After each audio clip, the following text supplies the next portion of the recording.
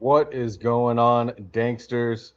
I am literally, this is so bogus. Like, I gotta do, my internet is killing me. But unfortunately, well, fortunately and unfortunately, they called me right before we were about to go live right now. They're like, hey, we're at your house with like ladders and we need to get into your gate. And I'm like, bro, you couldn't like call me this morning to let me know that you were gonna come fix my internet?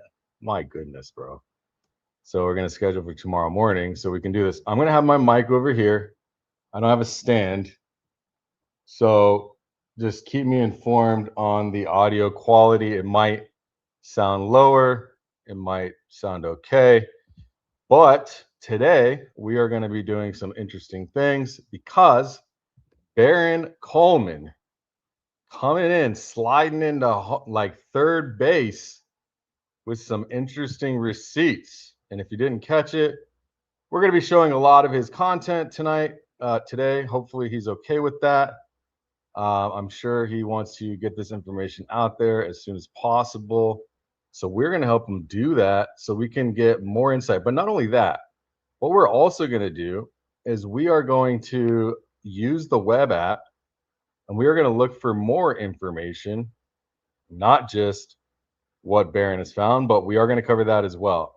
Put a one in the chat if you saw Baron's live from yesterday. I think it was yesterday, the last live that he covered Erika Kirk and the files connection, the person from the files.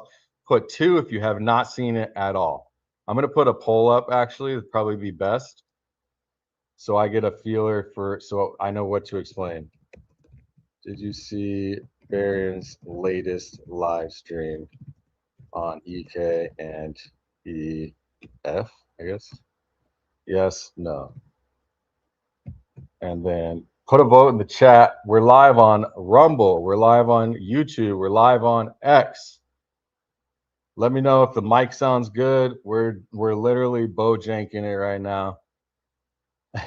Jerry rigging it right now. I brought the good mic because the last one kind of sounded crappy. Um, you want to see my set? This is my setup. So I'm in my recliner. Well, not even a recliner. It's like a single love seat. I got a mic here and my mouse there. And I got my water here and my vape there. I mean, it's kind of comfortable, you know, but I do look like I'm lounging right now, which I kind of am. So this is the thing is what I'm going to walk you through. Hold on one second. Welcome to everybody, by the way. Join for 99 cents, become a member for members only live streams. I'm like talking over here. For members only live streams, every Friday around 10 a.m. Pacific, we go live. We break news. We talk about what could be going on this channel. This is something that I typically don't do is cover other people's content, but I'm liking doing this. I think that others should get their information put out if it deems viable or, in my opinion, seems credible. And I think this information is credible enough to at least dig deeper. And it's a sequence of documented evidence or events, I guess you could say, pulled from public records, public sourcing, say a live TripAdvisor profile, corporate filings, emails from the Einstein files, whatever. And what I'm going to ask you to do is hold two things in your head at the same time. The first is what the evidence actually is showing us and what it says. Okay. The second is what we still do not know and how can we learn that what we don't know. Those are two things.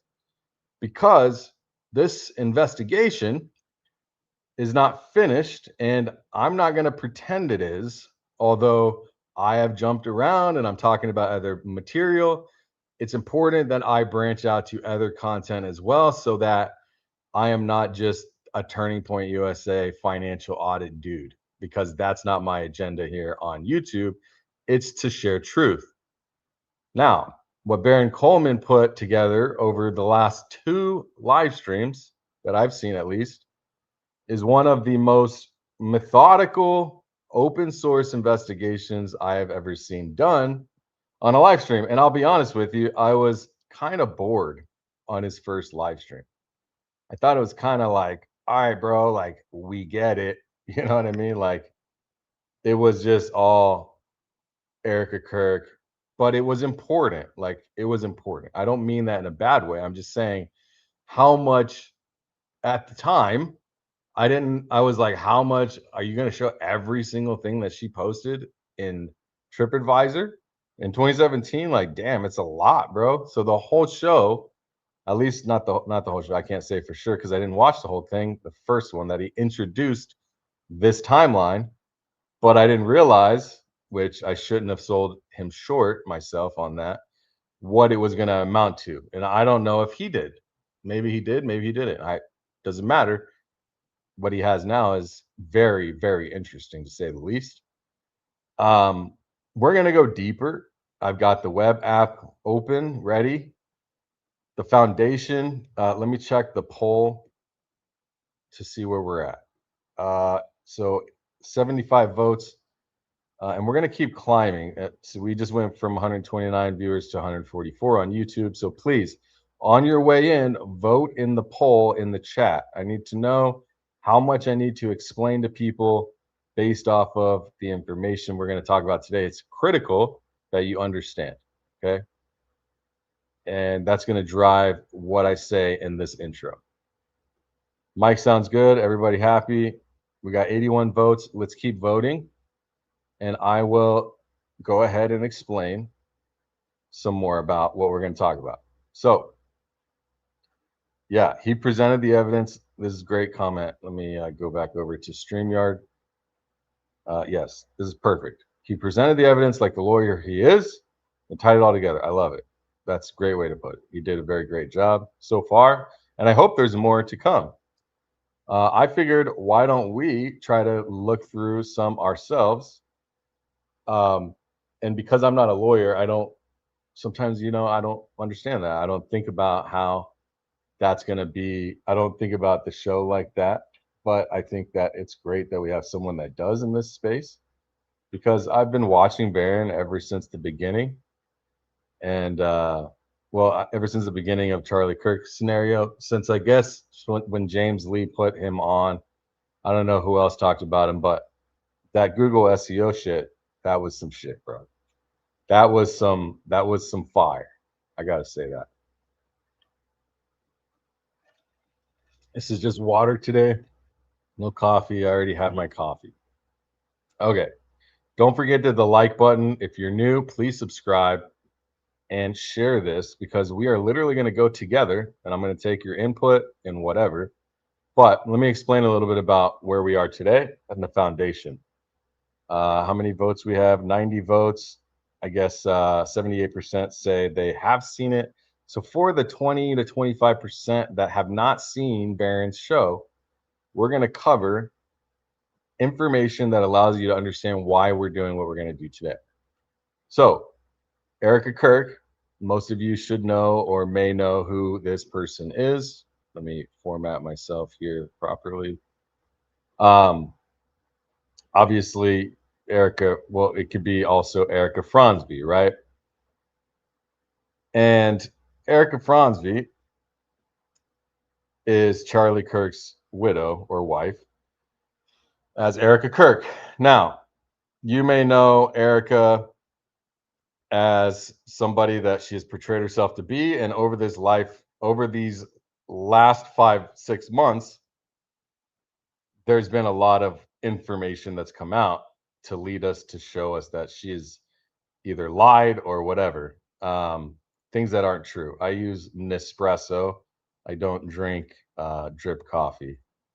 Now, she had a period in her life where 2015 to like 2018, where her professional history was almost, and I don't know specifically because I haven't looked deeply enough, but I know 2017 was part of this timeline that was kind of missing, where her professional history is undocumented.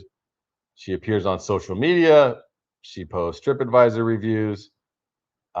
She mentions business meetings, um, and she travels to Paris. She travels to Santiago, Chile, New York, Washington D.C. Apparently works in New York at this time, or lives in New York, or whatever, or allegedly, I guess. And uh, what Barron has found is that she has a work email address attached to a company called the Windhaven Group. Now, she dines regularly with the company's chairman, which the name is, and she calls him Uncle Alan on Instagram, from what we've seen.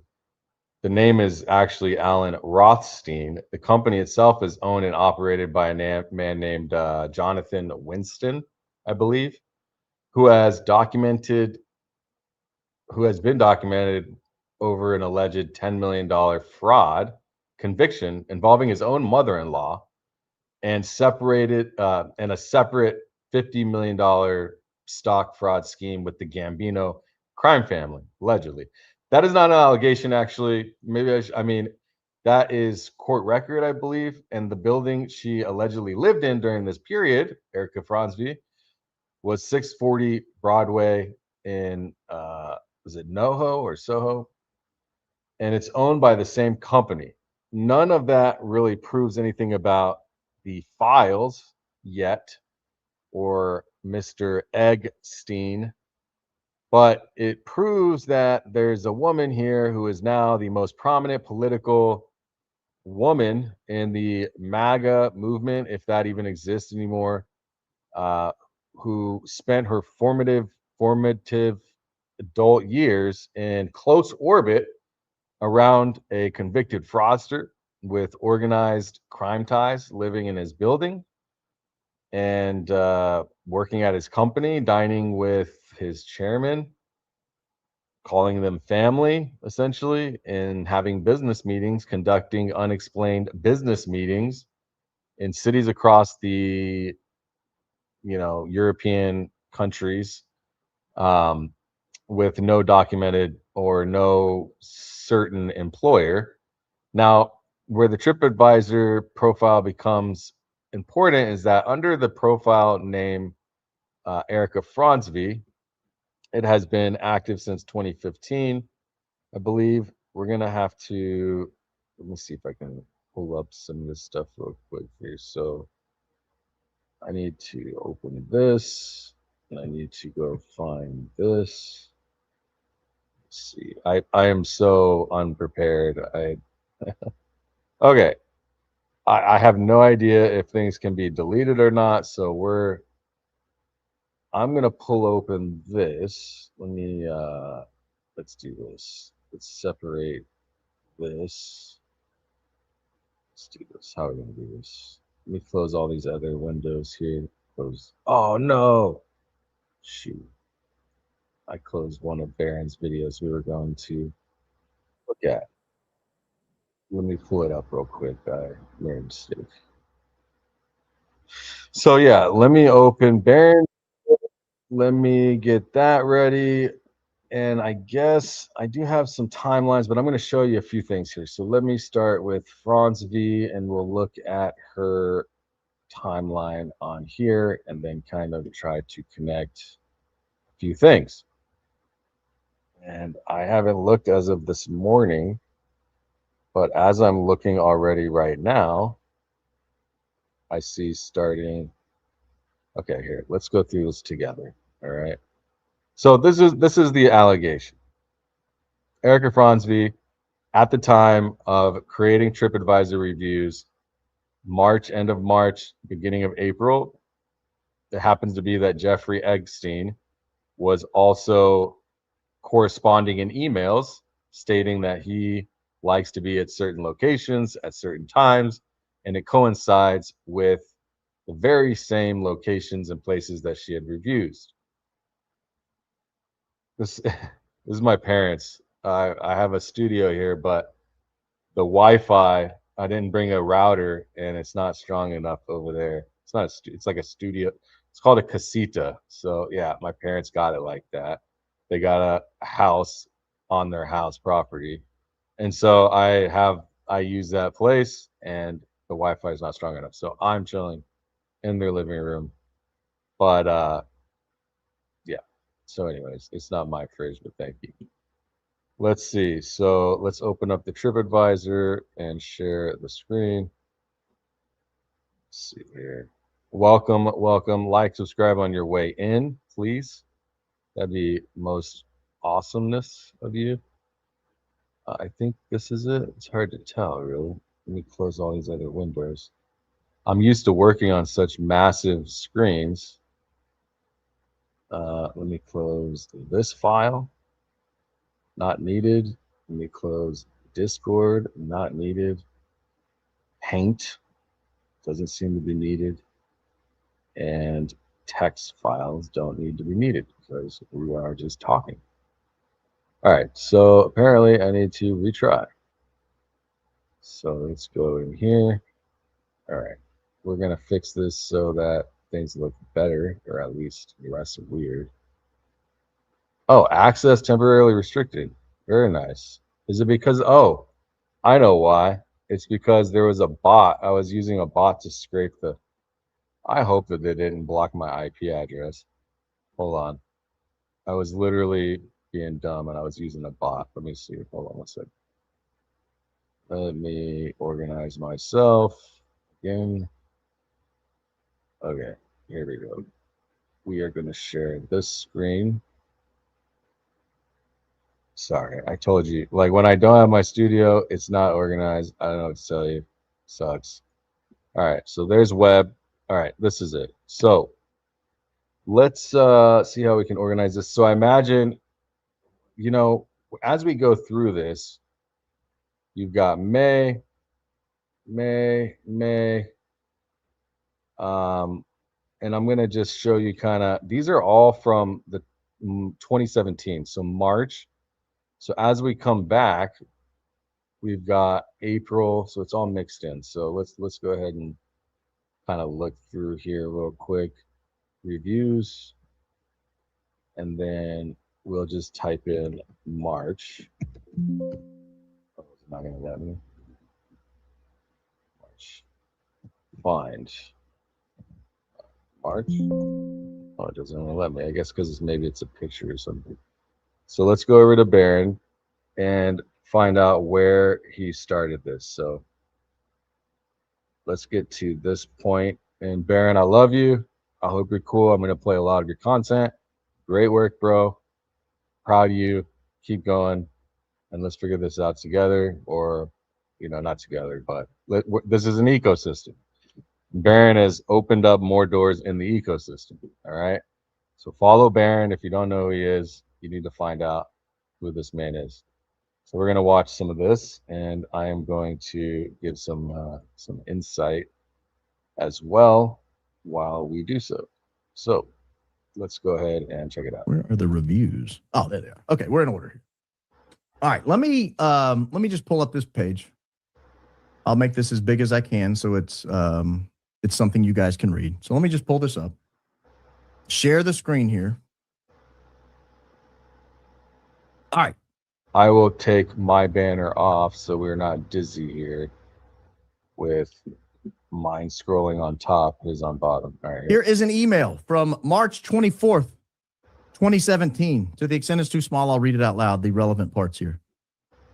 This is an email about Jeffrey plans to go to Paris early Tuesday, March 28th for at least 4 days.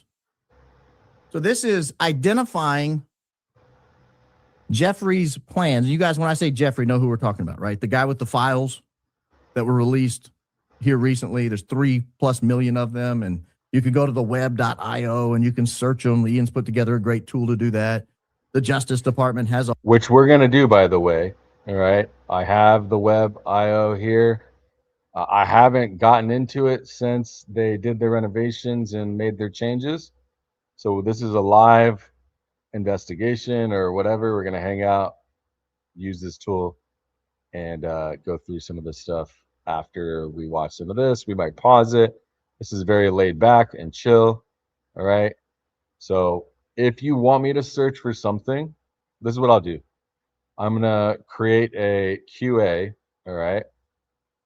Let me see. Can I just end this poll here? So 152 votes, 70%. So hopefully you're caught up. If not, real quick again, Baron Coleman found a link or some sort of link connecting timelines of Erika Franzvi or Erika Kirk in France at the same time, allegedly, as Jeffrey Epstein, the Egger honor. So this is what we'll do. I'm going to create a Q&A. Place your, if you have insights or requests for web research here or anything else you'd like me to review. Let's try to stick to web, okay? Web and this whole scenario. And this QA, I can go in and I can click, if you see here, I can click live chat, I can click questions, and I'll be able to see your insights here. All right. So I'll see the chat. I have StreamYard over on the side so I can see everything. And that way, if you want me to look something down or in the web, we'll pin it down and we'll try to find it if you think there might be a connection that I didn't see or whatever. Again, this is on the fly.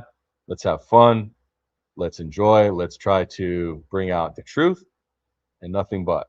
There's a whole section of their website dedicated to these files with a search engine. That's the Jeffrey we're talking about. But here is an email from March of 2017. 2017, March. Those are both very key. Jeffrey plans to go to Paris early Tuesday, March 28th, for at least 4 days. We scroll down and we see that Jeffrey has now changed his plans. He no longer plans to go on Tuesday, March 28th. He's now going to leave on Thursday, March 30th. Well, if we do 4 days, March 30th is March 30, March 31, April 1, April 2. So he was there partially in March and partially in April. That's going to be key in a second. Because we're going to look real quickly at a couple of reviews Erika Kirk gave of Paris. Remember, this is where Jeffrey's going. He's going to Paris for at least 4 days, starting Thursday, March 30th. So March and April. Here is a review Erika gave of the Eiffel Tower in March 2017.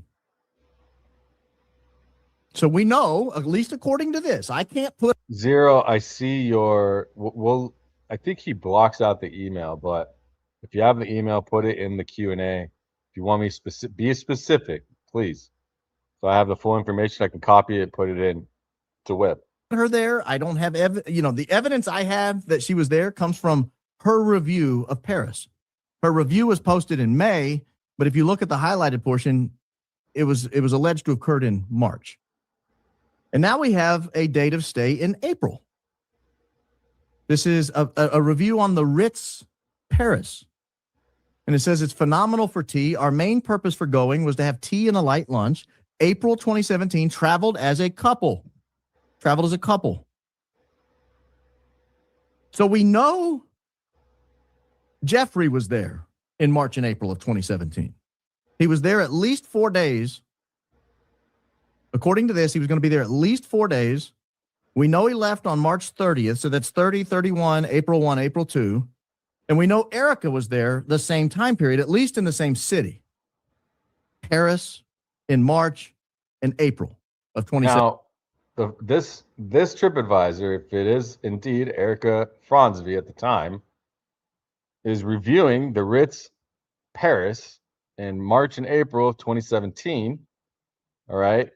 And it states the main purpose was going to have tea and a light lunch. She traveled as a couple. She was not staying at the Ritz, I guess, is what it seems, which is a $3,500 a night minimum, but she went for tea. Right. So that is the review. Now, where the files show is that in 2014 or whatever the date was, I guess, stating that he emailed Ehud Barak.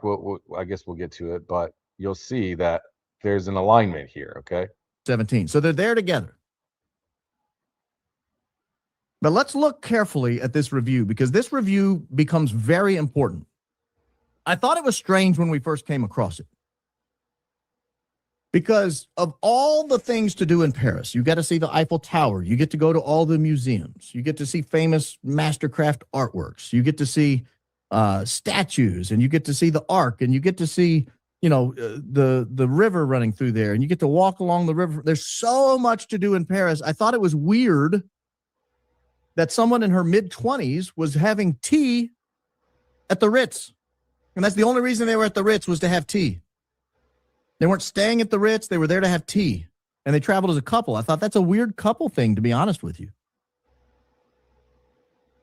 And so it's stuck in my crawl, stuck in the back. Do you guys think, guys and gals, danksters and dankettes, is this weird? Do you find this strange? Just stopping at the Ritz, having tea and a light lunch. I mean, you're in Paris, right? Like, why would you go to the Ritz of all places? Why? We have Ritz everywhere. Okay. Tea at the Ritz? I mean, unless it's just some amazing, like, is it a go-to destination? I don't. Let's look. Is the Ritz Paris a go-to destination for tea, or would you recommend elsewhere? Let's go to AI mode.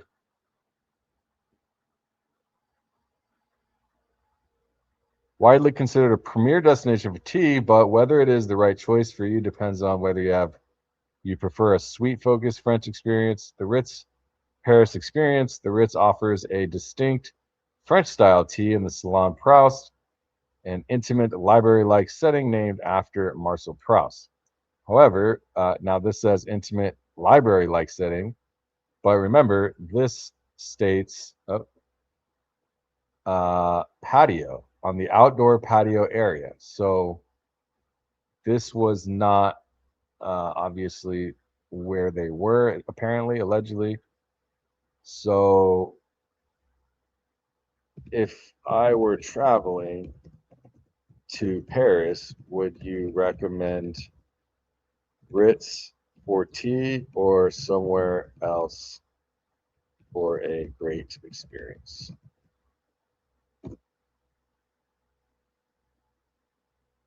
We're going to just dive in, bro. Widely considered. Okay, so it is widely considered premier destination for tea, but it's sweet focused. Whether is the best choice. Okay, it gave me the same response, which we could go to Claude if we wanted. We could actually take the same thing. Let's get a less generic response from Claude and say, let's just start a new chat and say, we'll keep it concise. Why would someone choose the Ritz over a different place in Paris? Is it really that special? Let's see what this says. Hopefully it gives us a short response. Honest breakdown. The Ritz is real, but it's not the best tea in Paris. It's the best story. The Ritz tea experience is the Salon Proust, named because Marcel Proust literally treated the Ritz as his second home and found, I think there might be someone else that treated it that way as well. Is inspiring. It's shaped in search of the lost time. The bill arrives tucked inside an old edition of À la recherche du temps perdu, placed at page 46. Tap water in the restrooms pours golden swans. That's not gimmick, that's layered. That's a tea. There's a tea sommelier on site. Okay, interesting. Who guides you through the teas from India, China, Ceylon. Now, I will say, let's give the benefit of the doubt here. I will say one thing. I've traveled around the world, not to the EU. I've never been to the EU, but I've been to Bali, Singapore, China, Hawaii, Costa Rica, Dominican Republic. Um, for the most part, everywhere sucks. So a lot of times, now I don't know about the EU. I would imagine the EU as a Western country or a Western continent, I guess. I would imagine that you don't need to go to the Ritz to get a high quality tea service. Um, but this is interesting. I didn't know they had a tea sommelier. So there's a tea sommelier who guides you through teas, what you're actually buying. Starts at 105 euros for Le Royale, which is the champagne option, biscuits, madeleines, and tea. The top tier El Imperial runs 125 euros. And dude, this is not a cheap tea lunch. Uh, the Ritz tea is entirely sweet, no savory offerings at all. Okay. La Maurice offers a better balanced, more traditional afternoon tea with a superior menu, and that means superior to Ritz. The Ritz wins in an atmosphere and intimacy. Le Maurice wins on the actual food. Bottom line, you choose the Ritz when the experience and the story is the point.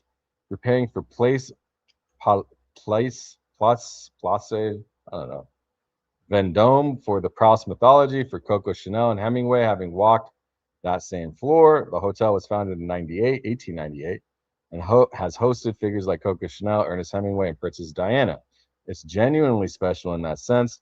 You skip it if you are a tea purist or want the best food to dollar ratio. Go to La Maurice. The Ritz is the right call if you're taking someone who needs to feel the weight of history in the room, pure flexing context. It's earned that. Okay. This is valuable information, I think. Back of my head. So then you look at, well, what does Jeffrey like to do in Paris? Well, let me say what's up to Measured Man. Always good to see you, my man. Thank you for the super chat. I'm glad that you made it too, because I love seeing you here. Bro, I got to have you on soon. We're going to have Saturday nights, Bays, Kelly, and I, and guests. We're going to open up the floor to guests that want to come on and speak, like a call in. So if you can make a Saturday evening, I'd love to see you there. We'll bring you in. We've got lots of examples. Thanks for the super. Here's an example from a couple of months later where he's in Paris and he wants to meet somebody at the Ritz at 3:00. And here's an example of the same month where he wants to have tea time at the Ritz. I've never heard of anyone on earth having tea time at the Ritz. This was, do you eat out? Would you like to lunch tomorrow or a tea? How about tea time at the Ritz, Jeffrey says. So Jeffrey is assigning or mentioning times and where they'd like to meet with Redacted. Okay. Paris, LOL. Okay. If you're sending Jeffrey on Sunday, let's try. Okay. So this came, Jeffrey wrote on Sunday, this person Redacted wrote Paris, LOL. Let's just be objective here. If you're writing LOL in an email to Jeffrey, put in the chat, do you think that's a man or a woman? Harris, LOL, man or woman? And they're in Paris, just in case you didn't know. I'm in Paris till Wednesday. So they're at there. Now, here's a different time. That was in 2017. Here's go all the way back to 2014. So we're establishing a pattern now, a pattern in practice of what does Jeffrey like to do when he's in Paris? Well, one of the things he does is go to the Ritz and have tea. Here's one in 2014. Can you come to? Oh, this is okay. What the fuck? Yeah, I mean, honestly, no. I mean, if you're a man or woman, are you writing LOL to Jeff? I'm not. Not that I'm emailing Jeffrey. I'm just saying. To the Ritz around 5 p.m. and we will have tea. That's former Prime Minister Ehud Barak, by the way. the timeline is so quick. It's like, okay, can we see? So why? So Ehud Barak. Okay, hold on. Can we go back a little bit and see? We live, we learn. I'm in Paris till Wednesday. You can put it that way. So let him explain it again from here. Paris, just in case you didn't know. I'm trying to just catch and see like why is some I'm in Paris till Wednesday. blanked out, some isn't. Then Ehud Barak is just aired out all of a sudden. So is it a multi-chain email? Is it different people going back and forth? So they're at there. Now, here's a different time. That was in 2017. Here's go all the way back to 2014. So we're establishing a pattern now, a pattern in practice of what does Jeffrey like to do when he's in Paris? Well, one of the things he does is go to the Ritz and have tea. Here's one in 2014. Can you come to the Ritz around 5 p.m. and we will have tea?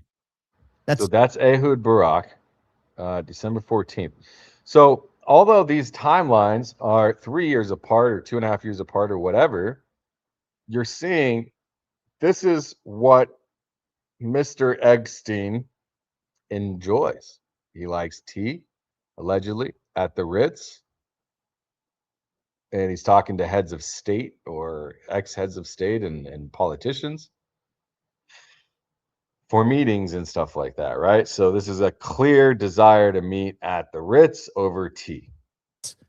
Former Prime Minister Ehud Barak, by the way. Oh, this is a very good comment. This could just be code. We don't know, right?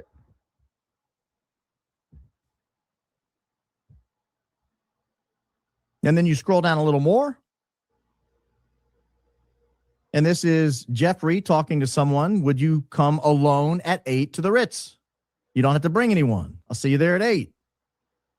This is an interesting email because it kind of shows a little bit about the types of things he does in Paris while he's having tea time at the Ritz. I wasn't feeling good, this correspondent says, that's typing back and forth with Jeffrey. I wasn't feeling good because I don't like what you're asking from me. I will try to find a way we're both happy. What is Jeffrey that? says, so let's forget it. Forget what? And then the correspondent says, you still want me to get you girls, don't you? Whoa! How did I miss that? I guess because I was listening. I was driving back from LA and I was just driving and listening. So this is interesting. You still want me to get you girls, don't you? So Jeffrey likes to go to Paris to get girls, and he likes to meet people at the Ritz for tea. See that? Tea. And he's now at the Ritz. This is multiple occasions he's having tea time at the Ritz over many different years. So that is kind of satisfies me on one of the things, because I thought, what a weird review Erika wrote about having tea time at the Ritz. That's not something most people in their mid-20s do when they're on vacation. That sounds like something old people do. That's an interesting pickup. I mean, I have a more, like, I enjoy tea, I enjoy wine, I enjoy cigars, good coffee.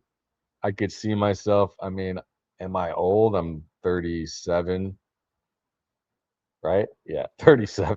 You know you're getting up there and you have to question if your age aligns with what you think you are. But yeah, I'm 37. I could see myself going to tea. I just wouldn't go to the Ritz for tea, like, unless I was meeting someone that wanted to go there, right? What I would assume most my age would probably feel the same. I'd want to go tour the city.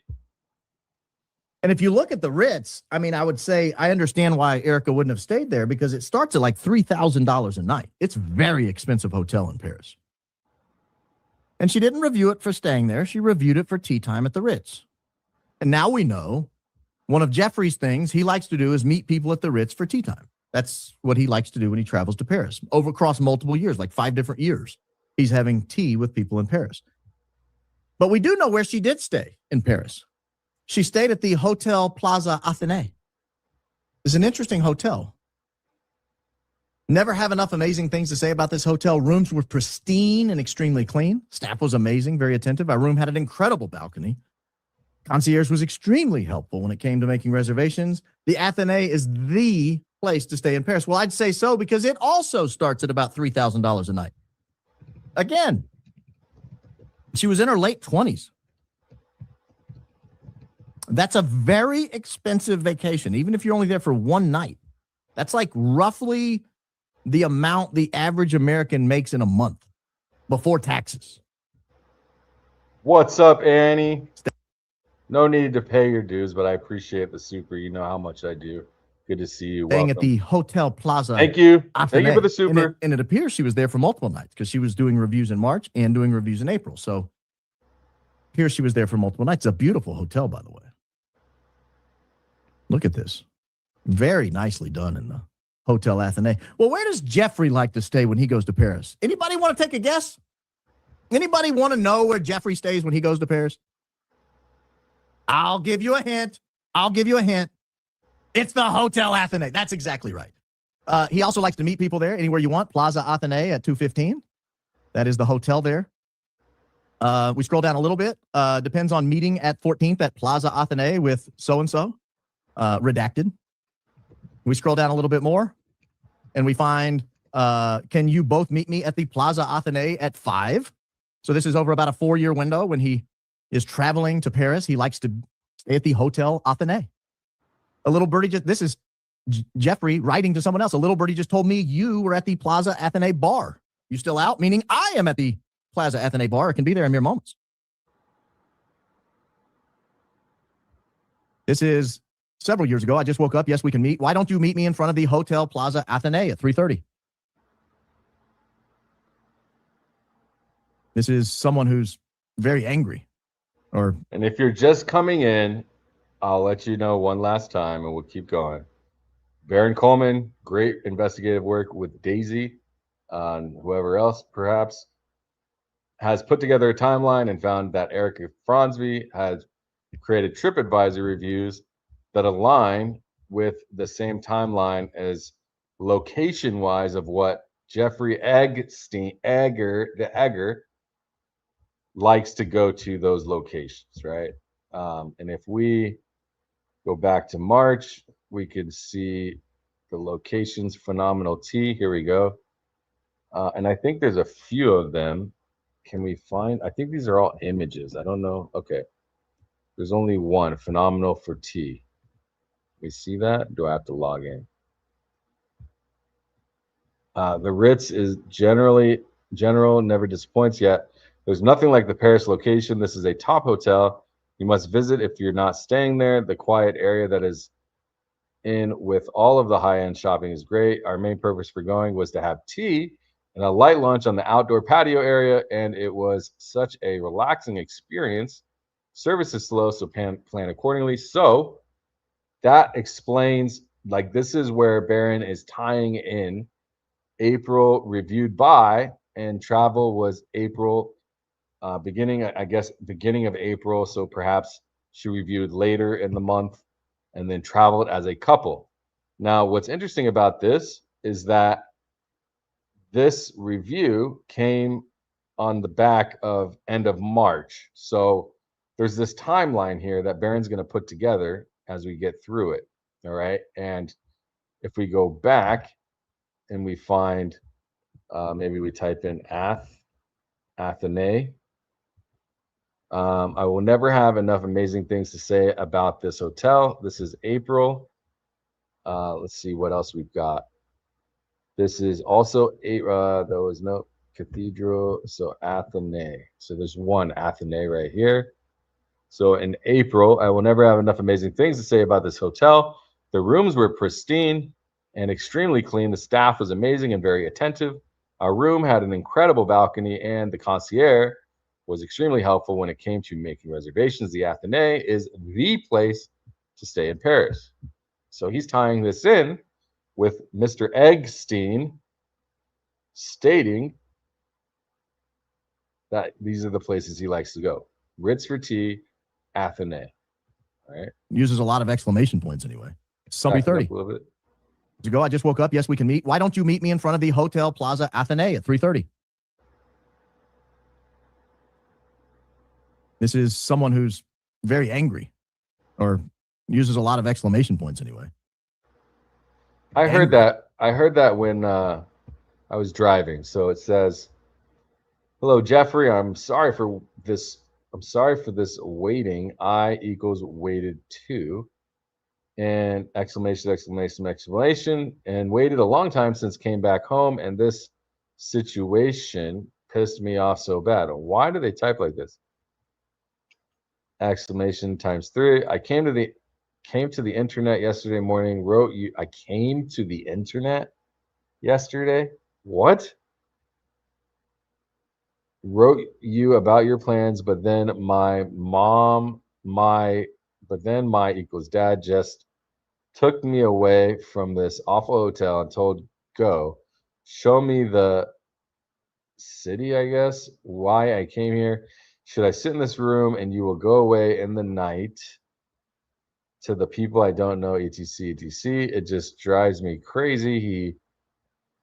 Why do they speak like that? I'm looking at the keyboard like, what? He doesn't believe me. He thinks I made all those stories and all I had in New York was just a boyfriend, and I was lying to him and don't know what to do with these lies here. Jeff, whoa. In New York with a boyfriend? How come Barron hopped over this? Did he cover this? Maybe anybody in the chat, did he actually go into this? He thinks I made all these stories and all I had in New York was just a boyfriend. Was just boyfriend. And I was lying to him and don't know what to do with this lies here. Jeffrey, I understand how awkward and strange and useless it is for, I mean, you don't equals need that at all, but could you help me please just tell what to do?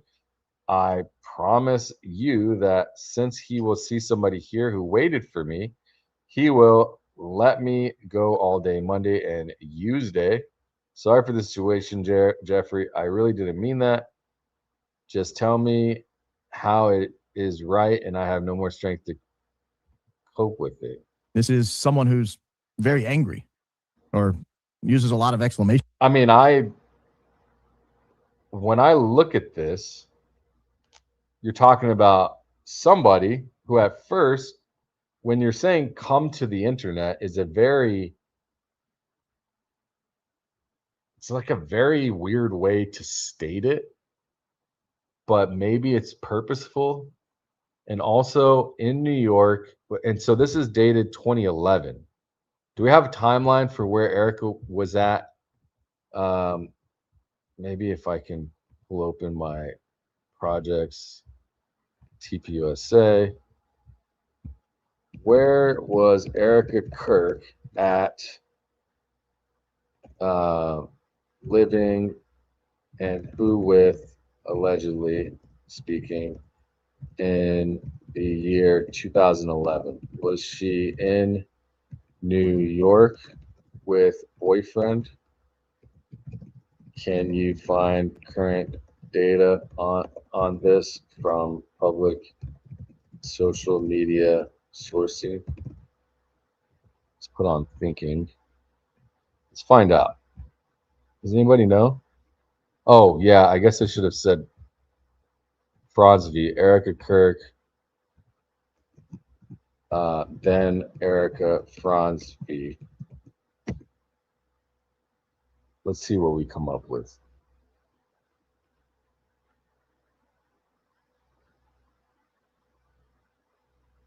It pulls up my Erika Kirk sheet dip. Nothing in the project files covers her 2011, so searching the web. Now let me specifically search for Erika Fronsby's 2011. Okay, Miss Arizona. New York president. Okay. Any New York president's boyfriend mentioned Cabot Phillips. Let me search for that. Question specifically 2011. What was the month? October. So yeah, I guess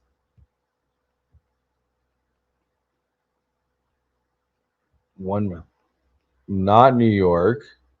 She was crowned Miss Arizona USA November 2011, studying political science. She was in Scottsdale, Tempe. The public record puts her in New York presence starting later. Evidence points to her residence from around 2012 onward, based on modeling. Known boyfriend. Massey 2014, Phillips 2017. I have the transcript here. Let me put this in. Well, he doesn't even say. Let's say, can I take a screenshot of this?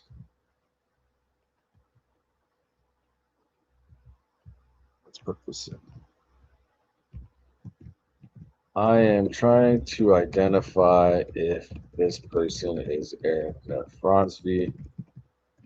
It seems written in a strange way, but I believe could be Erika Kirk, Fronsby if perhaps she was living in more than one place, living a lie perhaps in New York with a unknown boyfriend. We're speculating at this point very highly, by the way. Any insights? All right, let's get back to, well, we'll come back to that. This is someone who's very angry or uses a lot of exclamation points anyway. Someone asking, Jeffrey, where are you? I was going to walk to the Plaza Athene. Are you nearby the apartment or would you like to meet there? So that is a known meeting spot. This is from someone named William. Dear so-and-so, can you see if Jeffrey is available for more furniture visiting on Wednesday afternoon or Thursday anytime? I just ran into him at the Plaza Athene bar. Again, confirmation, this is where he hangs out. He hangs out at the Ritz for tea time many times over several years. He hangs out at the Plaza Athene many times over several years. This is a fixture for him. Also happens to be only like the two places she reviewed that are in hotels.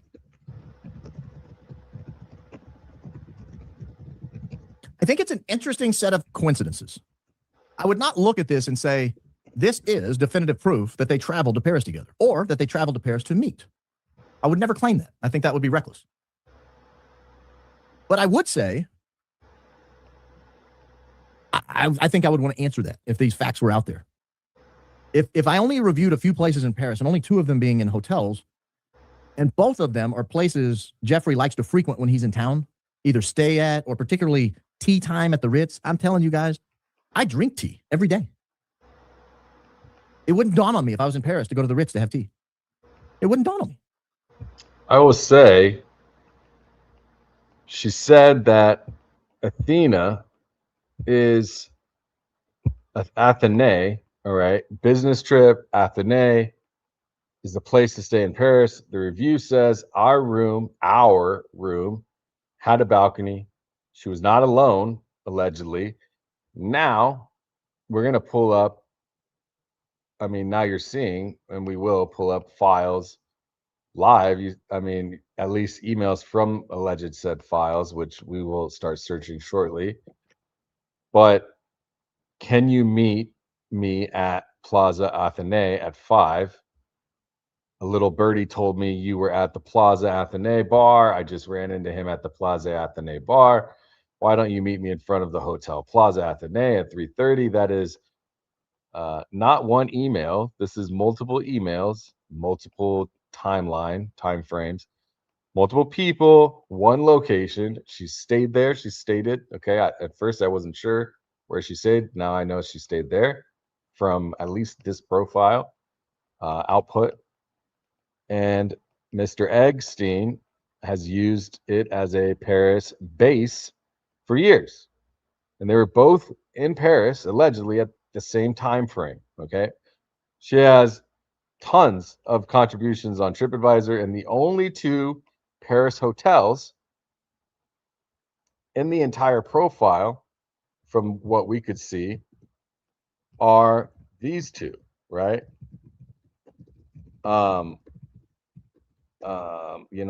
To me, this is not just a coincidence. I mean, I guess it could be, but I really don't believe in coincidences. I'm not big on coincidences when, again, in the files, when you see what he put, all right, and we can go back. Let me open this back up. Remember, I'm working with one screen here. Does he cover more here? Let's see what else he does. Okay, so he does go deeper into some email information. We will cover more of this right now. I think, before we actually veer off into the files. So let's see what Barrett says here. But let me go back. What time is this? 28:31. I mean, there's a lot of back and forth discourse that match the files and the emails within said files. Jeffrey will depart for Paris. This is, now look, this is important. 3/28/2017, 10:20 a.m. local time, whatever that is. JE to Paris on Thursday, March 30th, now, 2017. Same time, March, that Erika is allegedly there. Jeffrey now says he will depart for Paris on Thursday, March 30th. Thanks. 2017. He was there at least 4 days. According to this, he was going to be there at least 4 days. We know he left on March 30th, so that's 30, 31, April 1, April 2. And we know Erika was there the same time period, at least in the same. Then here we have March, had a spectacular Eiffel, whatever. She is there. This is at least putting the timeline of her being there, and then happens to review the same locations, same time. Paris in March and April of 2017. So they're there together. But let's look. I think, I don't want to harp on this. I don't want to bring too much attention to it. So they're there together. Can't say that, but we can say that it seems that they're there at the same time, right? We can't say that they're there together. Something I caught, I remember hearing, I was like, maybe not, but maybe so. Can't say they weren't. Carefully at this review, because this review becomes very important. I thought it was strange when we first came across it. Because of all the things to do in Paris, you got to see the Eiffel Tower. You get to go to all the museums. You get to see famous mastercraft artworks. You get to see statues, and you get to see the Ark, and you get to see, the river. So we did that. All right, let's move forward to this area. If she wanted to distance herself from it, I think it merits a response. Now what he's saying is, look, we found this information. You should address it. Like, he's not demanding it. He's not saying you need to do this, but dude, trust me, as Turning Point USA's new CEO, these are concerning timelines that have been brought about. I would consider this a mandatory response. That's how I see it. Maybe I've noticed they do not want to respond, right? They don't want to respond to anything that have been alleged, at least in any responsible, like, professional, upstanding way. So will they respond? Probably not.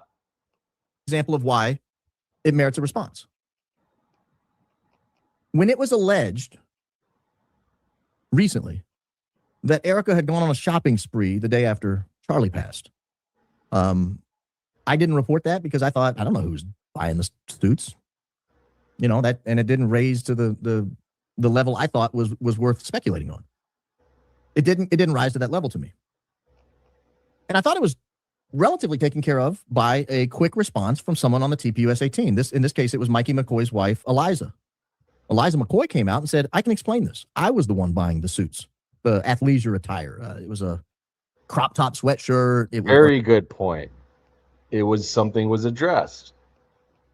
I think that's important to note. So they're willing to address something, what might seem minor, but if you're willing to address something minor, wouldn't you assume I hate to assume, but wouldn't you expect them to address something major?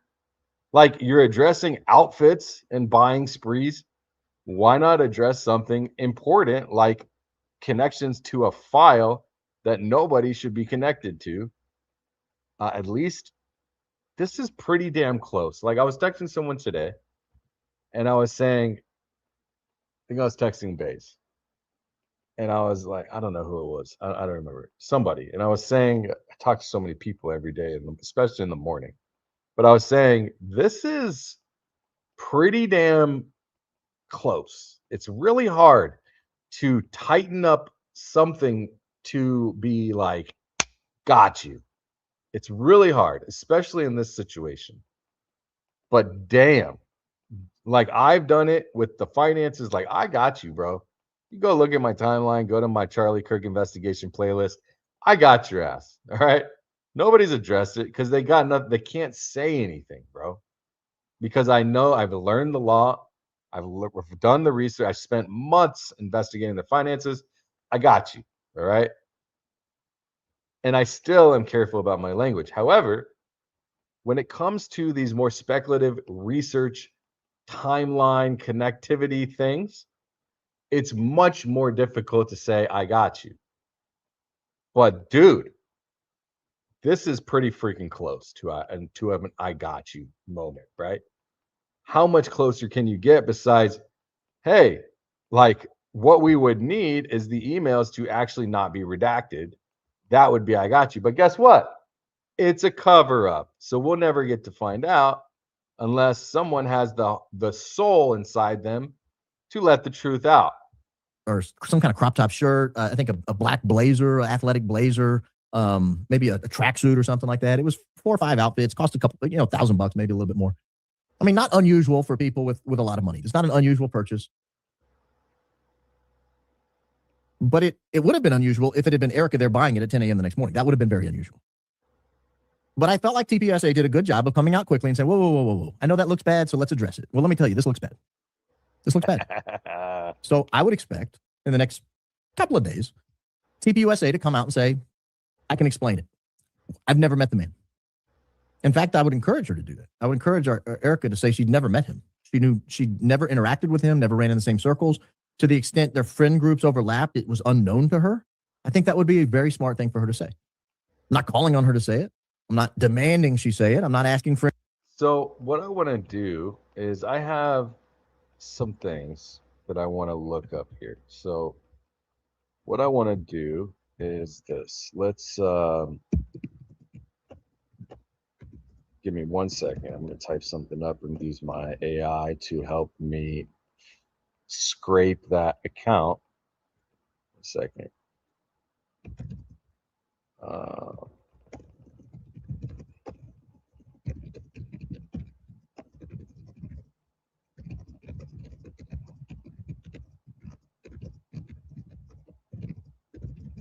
We're going to try to find more connections. Okay. And I'm going to use some tools.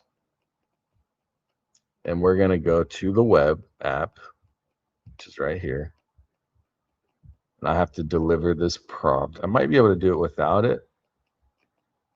We could actually go like this. Let's do this. Split. And then we'll go back. And I know that they've done research, and I think it would be interesting to see if we can't do a little bit more to try to find. Now I'm going to go through the QA if anybody's put anything in the QA. And let's take a look and see what we've got here. So let me pull out the QA. All right. So first one is she, okay, so 0 says, let's search for both of EK's email addresses. I need the email addresses. Okay, you have one right here. Now, I think that people have looked for this, but we can definitely look.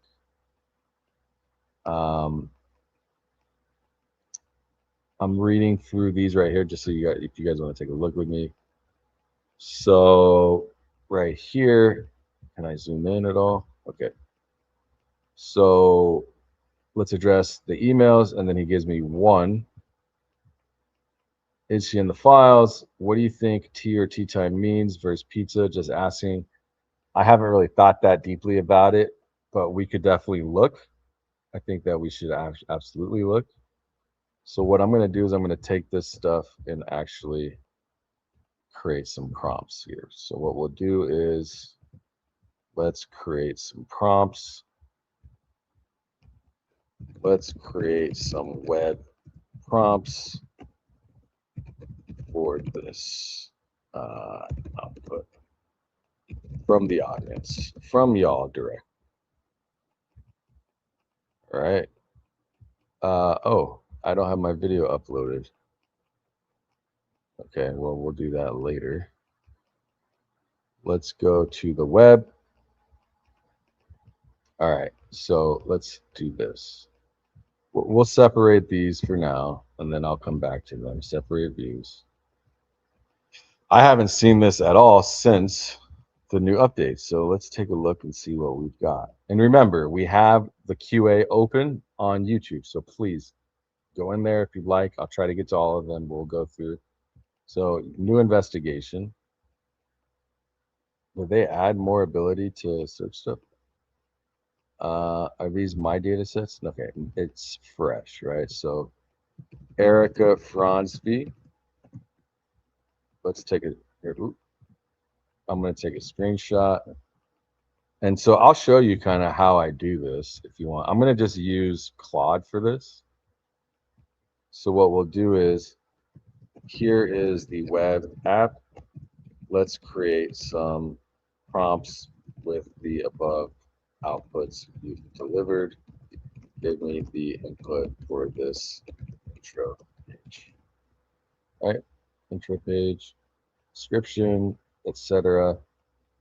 Let's see if this helps. Description is optional, but perhaps this will help for the optional description to help focus. And a lot of times when I'm using, and a lot of you would want me to show you how I put prompts. A lot of times I say to the AI I'm using, which I use Claude, hey, I want to do this for this, and I like create a prompt, right? Because typing a prompt is very like we will never do it as effectively as an AI talking to another AI. This knows web is an AI, so we're gonna use this information. Maybe we can put this much into it. So let's copy and put this if it'll allow me. All right.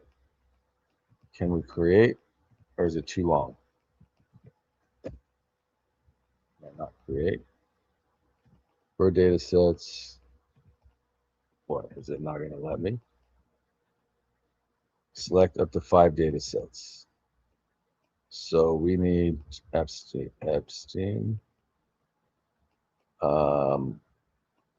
FOIA, I guess. 9/11. No, we just need these. Okay, cool. So they've added more data sets. That's great. So let's add this. What's the FBI Vault FOIA Act? Digital copies. I guess we could use this. So I'm going to one last time run through this. There's community, it looks like. No uploads yet. So let's just do these and then we'll create. All right. So I really haven't used this as much as I'd like. So let's go through this together. This is your canvas. The canvas is your investigation workspace, a free-form, infinite space where you lay out everything you're working with. Think of it like a desk, not a search engine. You drag things around, yada, yada, yada. Next, zoom out. You could upload documents. So we could even upload screenshots. All right. Web's pipeline will extract, process, and index every page so you can search across your material. Very cool. Drag and drop images. Very cool.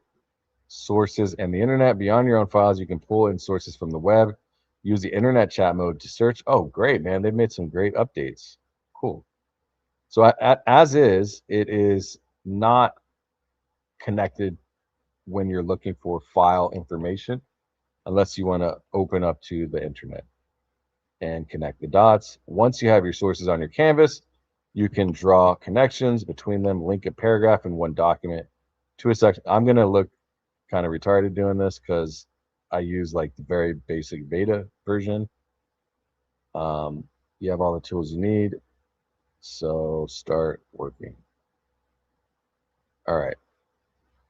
See plans. Am I gonna?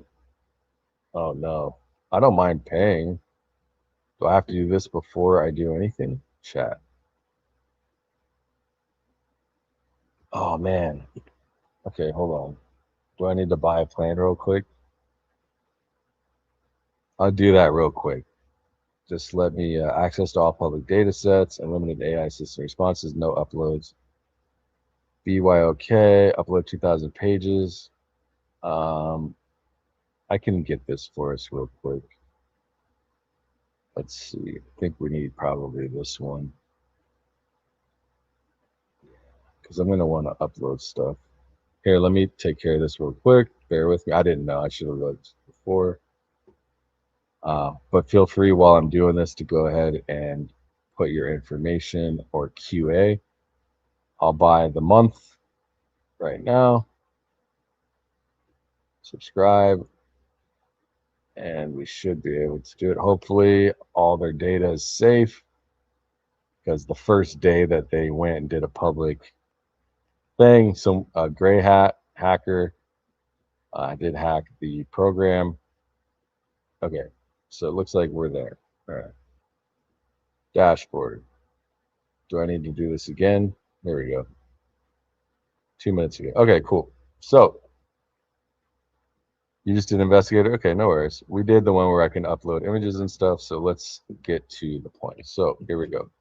I am literally just going to screenshot this and I'm going to say, let's start. Okay, let's start with the main dashboard. Use the information from the transcript attached. Did I give the transcript already? Not yet. And the request from Q and A from YouTube audience to find information in web pertaining to connecting Erika Kirk to the files in any manner. And then what we'll do is I'll upload, I have both transcripts from Barron's first episode and second. There's one. Actually, I'm going to give it the actual files. It's better when you're giving context windows into an AI. You want to actually drop the files. So what I'm going to do is I'm just going to drop because I have them saved already. See attached for both transcripts. Parse both. Come with information to input to web. And then let's put the Q&A. Let me go see if we have more QA questions. Very good. And then we have these. Can you guys see? I'm not looking at myself. There we go. All right. Names are redacted. Search dates. Names are heavily redacted. We need to search locations and dates as well as commodities like tea or hotels, etc. Right? That was thank you, Wendy. That was great. So, oh wait, I freaking messed up. Damn it.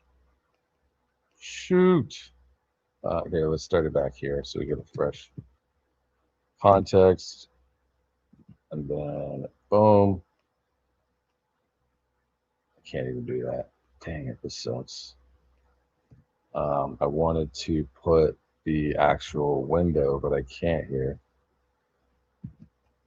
Let's do this. This is the window. Continue with the two transcripts above and the QA questionnaire and the dashboard attached for reference for maximum input. And then let's do this.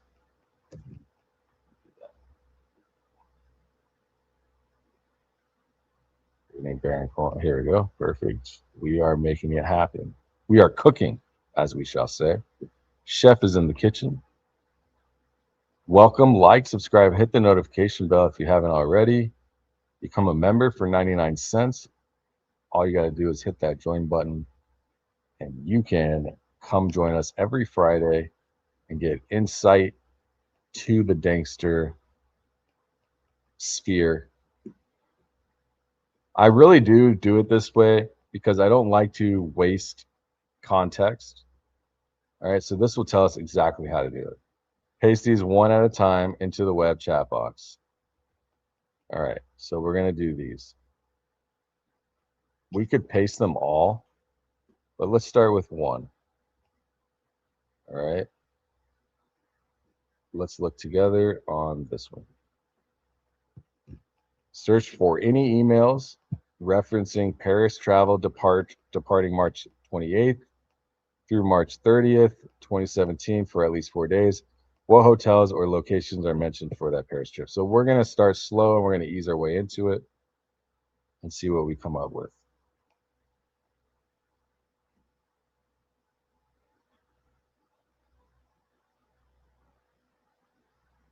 And I'm happy to support Ian on a paid subscription. Congratulations, bro, to you and your team, to Kevin. All right, so let's see what we've got that's coming out here. So investigate emails for at least 4 days, focusing on hotels, locations. Because this is the thing, is we don't know what we might end up finding that hasn't been found yet, right? And if we keep, oh, it keeps changing the top chat. Yeah, you got to change it to live chat. But if we keep digging, you never know what we could find. All right, so let's let this output finish. Okay. And then what I will do a lot of times is I will actually go back and forth with the transcript, with her actual timeline. So I'll copy this and I'll take to this and say, what we will do is have you scrape this page. If you can't, we will use Windsurf, but I recommend you best to access this page so we can certainly find any other connections that haven't been found yet by Barron's and Barron's team. We can also just maybe copy everything. Can I copy? Yeah, we can actually. So let's do that. If anything, we'll just do that. Let's just copy it all. Makes it easier. Copy. Can we select all copy? Select all. Actually, we don't need to do anything. We'll just do it ourselves like this. Boom. We don't need it to do that. Let's not kill our time here.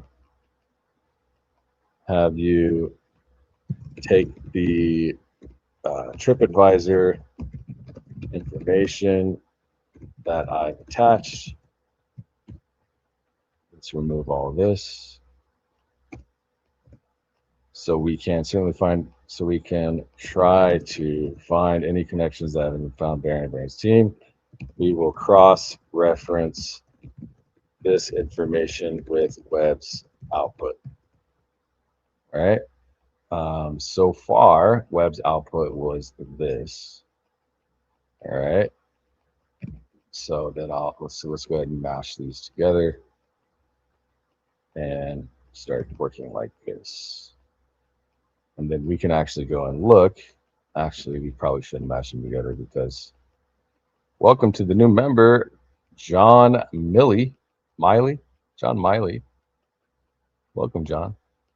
All right, so let's look at these things that he said they found. All right, so let's pull this over,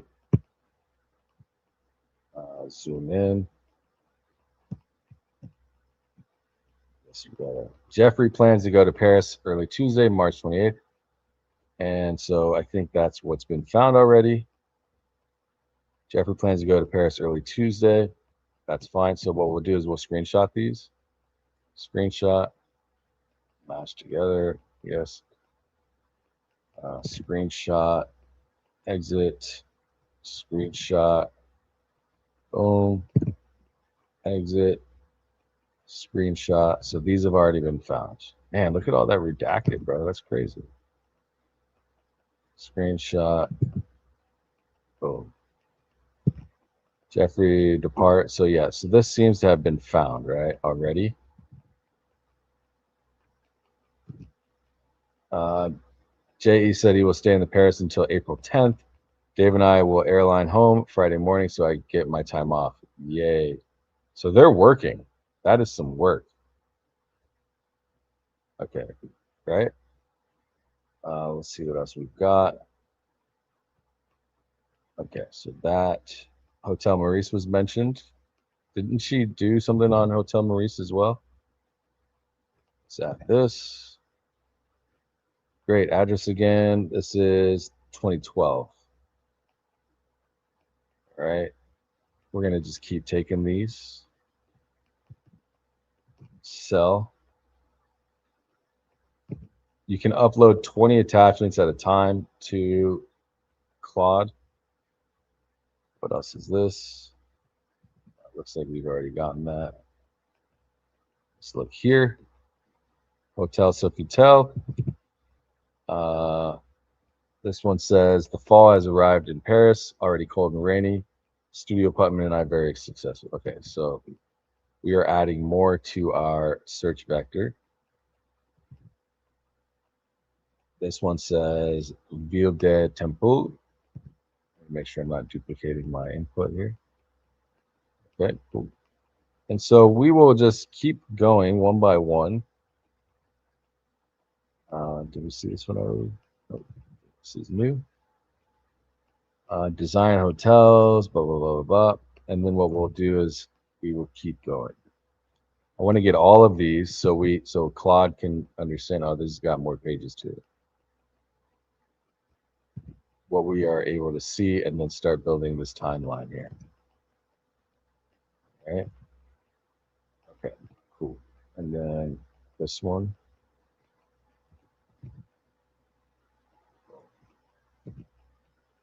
This one. All right. Team. March 17. This is in 2010. And one more. And I don't want to get too bogged down in this right now. Just want to deliver so we know what we've seen, right? The idea here, I'm going to go to the top of this chat. Okay. Web. The idea is to find what Barron hasn't found yet. Any correlations whatsoever.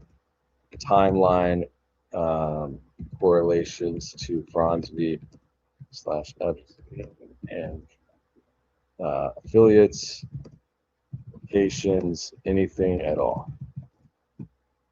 This was the first search, which was, we had it here. It was the one you gave us here.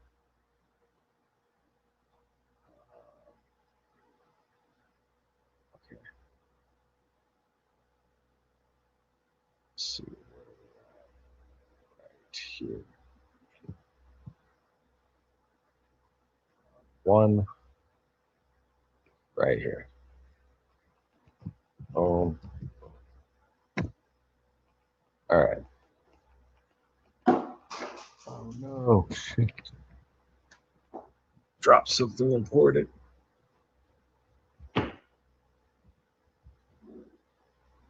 One second.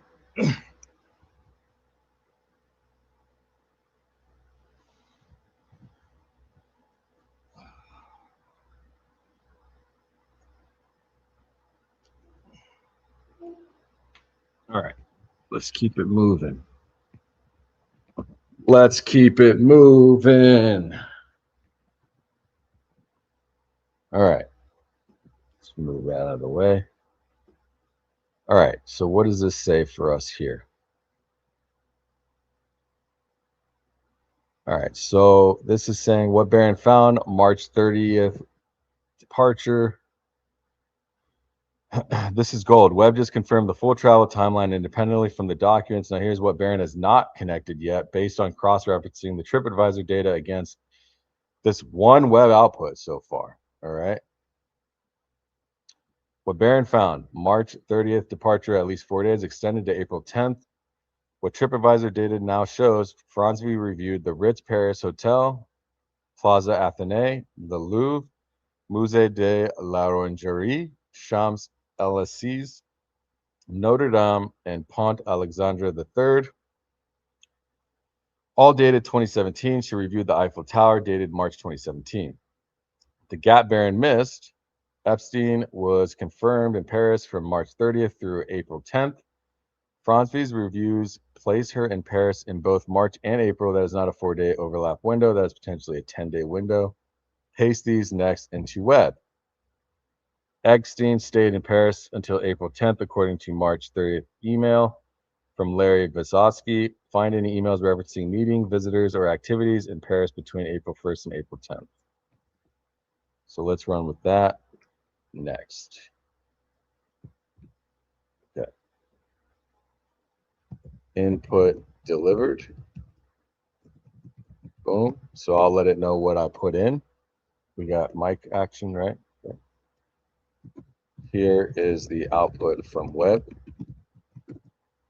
So we'll wait for that.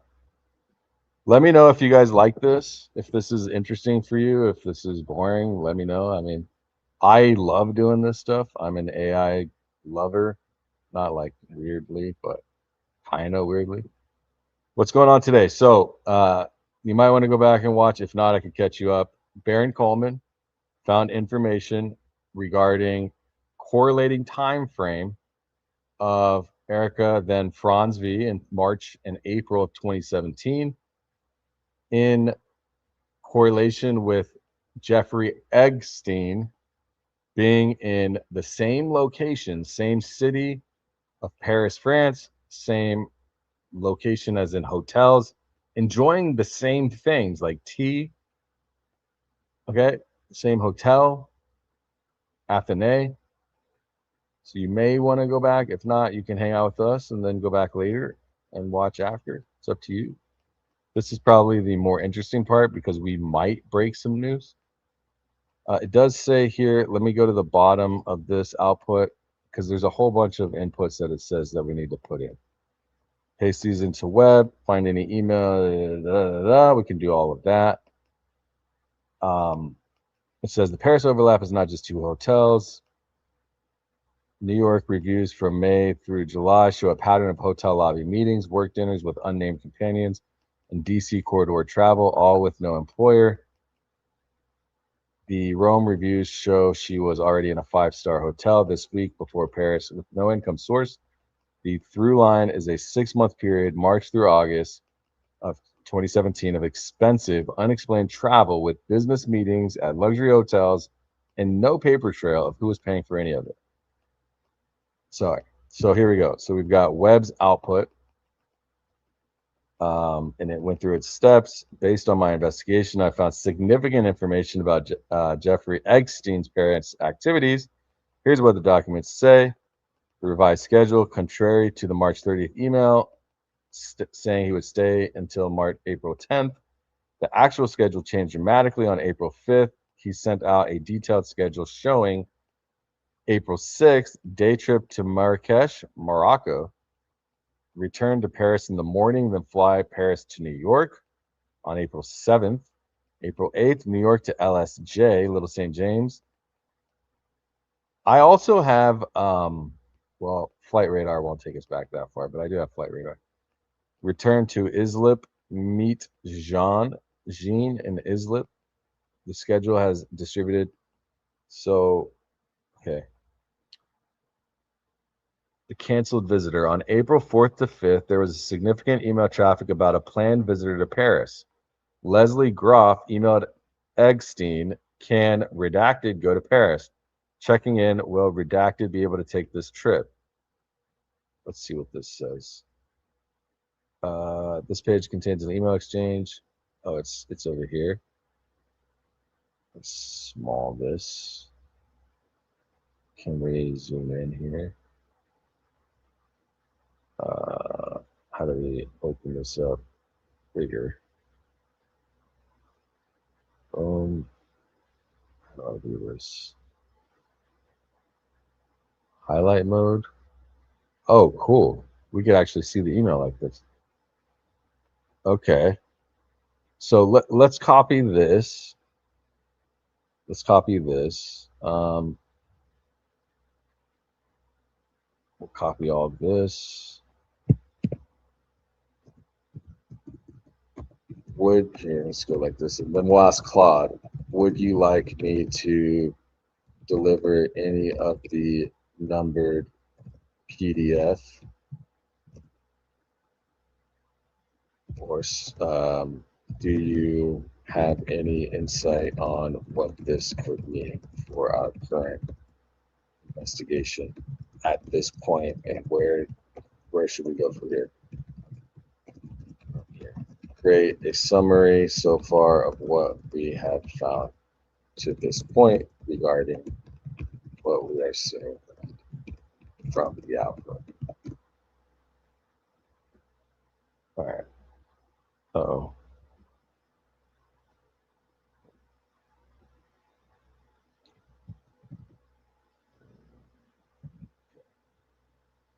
The output is significant.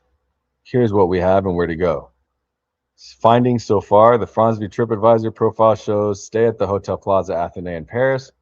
The review lists the trip type as business, traveled as a couple, specifically mentions our room at a balcony. The date of listed as April 2017. The Ritz Paris review from the. Okay. So where do we go from here? These are your next web queries in priority order. The redacted visitor. April, Paris visitor. Okay. So what do you want me to do here? The web output just confirmed that Epstein was in Paris from at least that date of that date. The window overlaps. He was not just passing through, he was there for a week. The staff coordination, the canceled visitor is the most significant finding in this output. On April 4th and 5th, Groff, personal assistant to Epstein, emailed about a planned visitor flying to Paris on April 5th. However, she was there before from the TripAdvisor, no? On March 31st, one day after arriving in Paris, Epstein emailed someone and said, I'm in Paris. If you want to come for the weekend, that is an open invitation to an unnamed person. We don't know if that person came. On April 3rd, Brad Karp of Paul Weiss Law Firm asked Epstein which venue, and Epstein responded simply, Paris. That is a meeting being arranged in Paris during the exact window. The Franzby profile shows a stay at the Plaza Athénée. He left Paris earlier than planned. The March 30th email said he would stay until April 10th. April 5th schedule shows he left the 7th after a day trip to Marrakesh. On the 6th, something changed between the 30th and the 5th that accelerated his departure by 3 days. Okay, so let me go to you guys' QA real quick and see what we got. We can this is where things can get messy.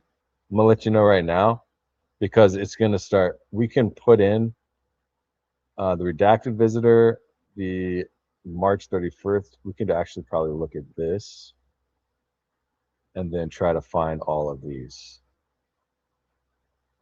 Let's put this in and see what happens. And then if nothing, then we'll move to the QA. All right, I see we got a bunch of here. What do we got in the QA? Questions. While that's reviewing, we will look at the Q&A. Why does it show so much of the like, is it every time someone puts one of these in, it reminds me or something? All right. We should definitely look for that email. I'm sure people have already, but we will look. Hi, Danks. I don't remember if you've already mentioned this, but what basic prompt do you recommend writing in my AI cloud profile, for example? Always provide real verifiable proof. Yeah, you would just tell it to, in your memories, you'd want to tell it to you need to formulate a prompt. So you would essentially go into your AI and you'd say, create a prompt for my memories to follow X, Y, and Z. Have it create the prompt. Once it creates the prompt, then you would say, add this prompt to my memories every time I search for or I say this, right? Welcome to all the danksters in the building. All right, what do we got for output here? Okay, Target 1, the redacted visitor, was a Russian citizen who had a $2,000 round trip ticket booked through American Express Travel to fly from New York to Paris on April 5th. The email chain, April 4th. Okay, here. Email chain, April 4th. Look, and also this could make Erika, maybe we find evidence of the latter, of the opposite. Look, I don't, everyone might want, like this has obviously become slightly soap opera-ish, in my opinion. Not that it's not important. I just don't want people to get lost in the sauce on like, I hope she's in the fight. Like, I don't. I hope, God willing, I hope not. So I just like, let's be reasonable here, and you have to believe what you're finding and not try to twist it to make it something it's not. We're only here for the truth. That's what this channel is. It's not about making something fit a narrative because you want it to. And I don't think Barron is pushing a certain agenda. I think that what he found is interesting and he's digging into it.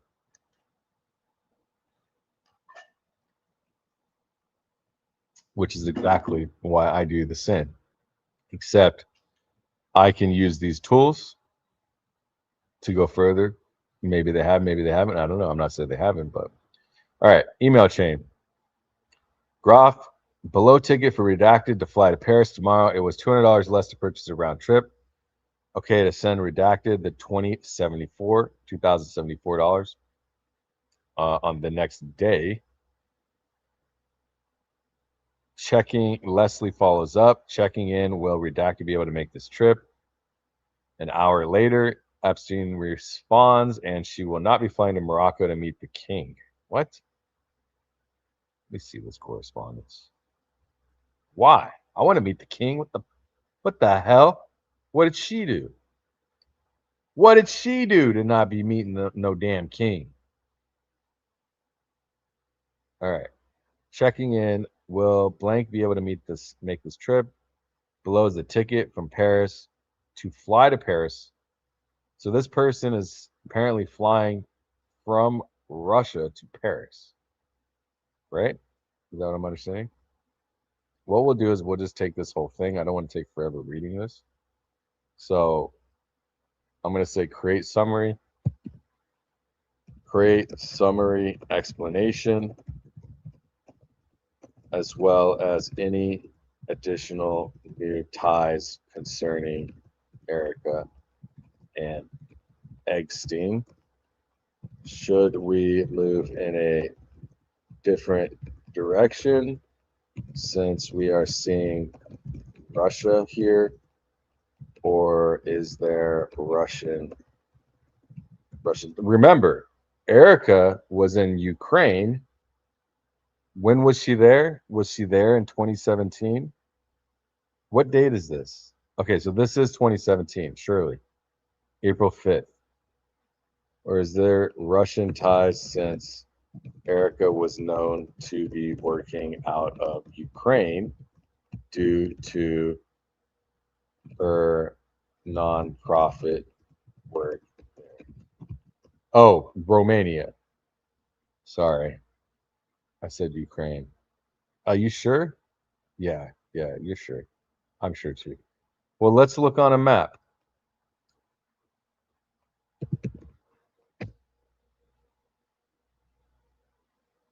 Let's look at something. My geography is great, but it's not amazing. Romania. Okay, we're going to go to Romania. And we're going to look at where Romania is compared to Russia. Ukraine is here. Romania is there.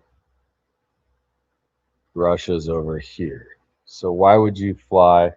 Why would you even be in Russia? Can she even be in Russia anyways? I don't think she can, right? Oh, wait, sorry, I'm not showing the screen. Oh, that's a good point. Yeah, just hey, what's up, Mark? Good to see you, bro. Yeah, so this could get messy, right? So let's see what we've got here. Ukraine. I said Ukraine. Let's put Romania. I don't see a reason to be in Russia. Perhaps there's something I am missing that you're able to connect. What do you think is the current status of our investigation? What do we do for next? What do we do for next? What do we do? Where do we go next? Where do we head next? Let's see. Oh shit! I didn't get the input. Um,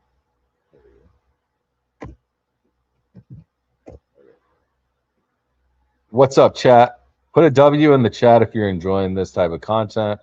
This is not typically the type of content that I do, but I like doing it.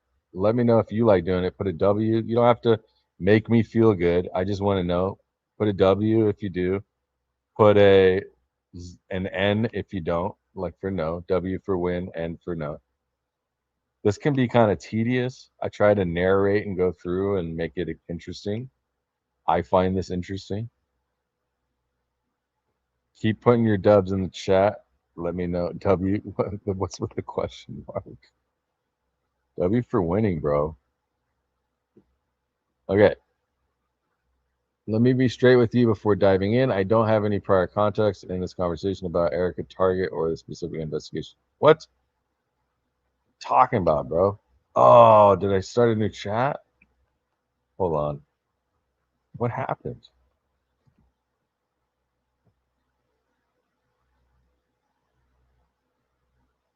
What? Did this chat just get... What happened, bro?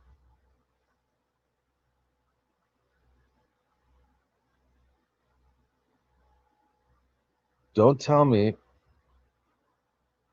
Oh, no. What happened?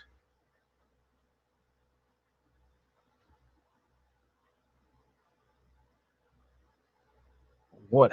What? Did I just like make a mistake or something? Okay. All right. What the fuck? We are working in web. Wow. I don't know what happened, bro. How did the whole chat get erased? Unless I accidentally, like, somehow ended up at the top of the chat. Well, it looks fine to you, but the thing is, we had a whole chat history here. And when I scroll up, there's nothing here. You see what I'm saying? Unless I edited the top, which I didn't. Anyways, whatever. We are working with the web app to identify, gosh, I gotta explain this. If there are ties to the files on web app and against Erika Fronsby's, Fronsby's TripAdvisor. Here is the most recent information. Baron Coleman's findings via transcript and the QA from the chat. Let's move forward. All right, let's put this. Boom. And then we will put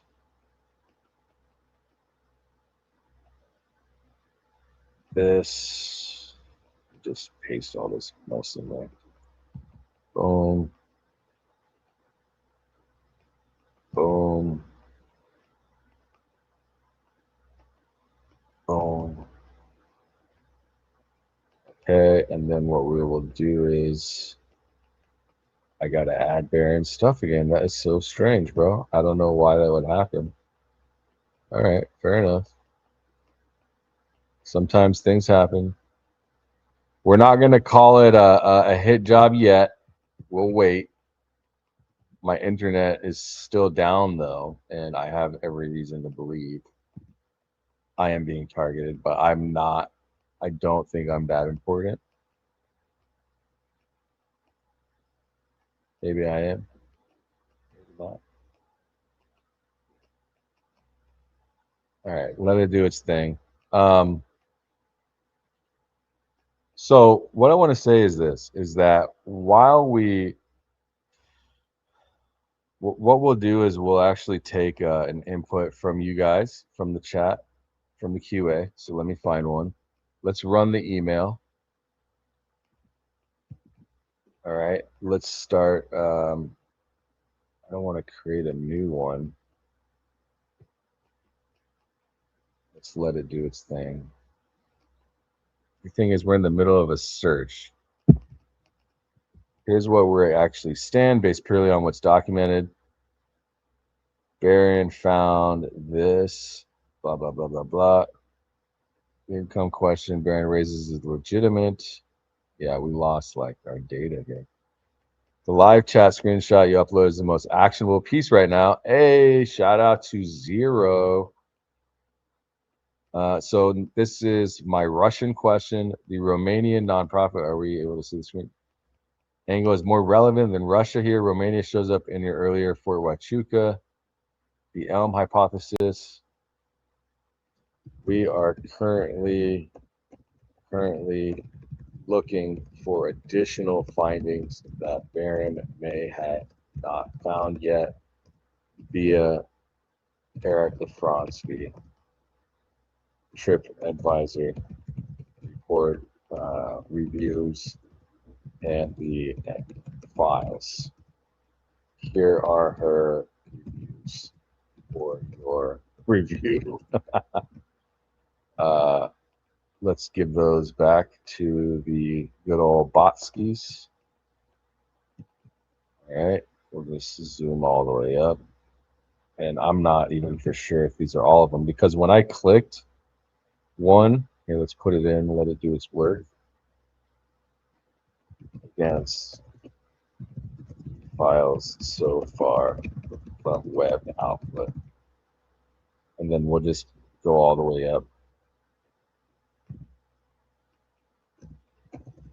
I've attached the entire current web chat output. Boom. Let's go. Are we on extended thinking? Well, we now have confirmed from a TripAdvisor. Stayed at Hotel Plaza Athénée, Santiago, Chile, April 2017. Traveled on business between meetings at the Hyatt. Business meetings here all day. Okay, so Santiago, Chile, traveled all day. The key reference, finding Barron missed, Erika's Plaza Athénée stay, documented Paris addresses from other years included the 8th arrondissement, Sofitel Arc de Triomphe. The Plaza Athénée is also in the 8th arrondissement. That's the same neighborhood cluster, not proof of anything, but it's a precise geographic overlap worth noting. More importantly, her Ritz review. We've covered this. Okay, her review of the Crosby Bar in Soho, May 2017, our company's go-to. Our company, she explicitly identifies belonging to a company in May.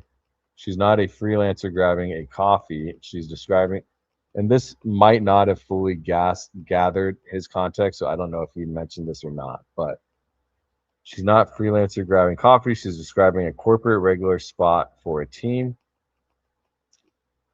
The Crosby Bar is the Crosby Street Hotel in Soho. The Crosby Street Hotel is a known power meeting location for media and tech executives. Barron pulled it, but didn't push hard enough on our company. That's the most direct, self-incriminating phrase in the entire data set. It's not my company, which could mean her own solo LLC. It's our company, meaning she had colleagues, a team, a corporate structure she belonged to that she's not disclosing. What to run in web next? Search the files for Plaza Athénée specifically. It's a known adjacent hotel. Ghislaine Maxwell had documented connections. Search files for Crosby. Barron had tried this on live stream and said too many results. That's actually a signal worth pursuing. Search for Elm or Elm Group in the files. Timeline tightening. Epstein departs.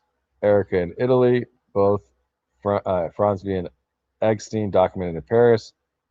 Epstein's canceled visitor email chain. Day trip to Marrakesh. Departs Paris for New York. Erika in Santiago on business could be before or after. The views don't specify which came first in April. The sequence question matters. Was she in Paris early or after? Is there a way to find out the actual date? Let me see. Let's ask. Is there a way to find out the actual date of the date of time she was there from TripAdvisor by going to the site itself? Let's go take a look while it gives an output. I mean, if we click on it, lunch in Santiago, says April 17th. Now, there's a chance that she reviewed it. It says via mobile. Reviewed it April 22nd. Reviewed April 12th. Like, let's think about it like this. If we are reviewing something, typically we're in that location right then, right? How often do you go back and make all of these reviews when you're somewhere else, right? So I would imagine most of the time, I'm saying review dates are often different from when she was there. How do we know that though? Oh, because it does. Yeah, we know that because there are, yeah, reviewed by, like for example, this says, yeah, so you're right. But this is somebody else. Let's find her, right? We got to go back to her. Lunch in Santiago. Review of Cocoa. Wait. Oh, I thought that was Mr. Eggstein, bro. All right, let's go back. I don't want to get too lost in this here, but I do want to click this. Let's just click one and see if we can't. Yeah, see, okay, so yeah, you're right. I see what you're saying. Because this review was May and then the experience was that date. Let's see if there's a way to find out. Yes, but with limitations.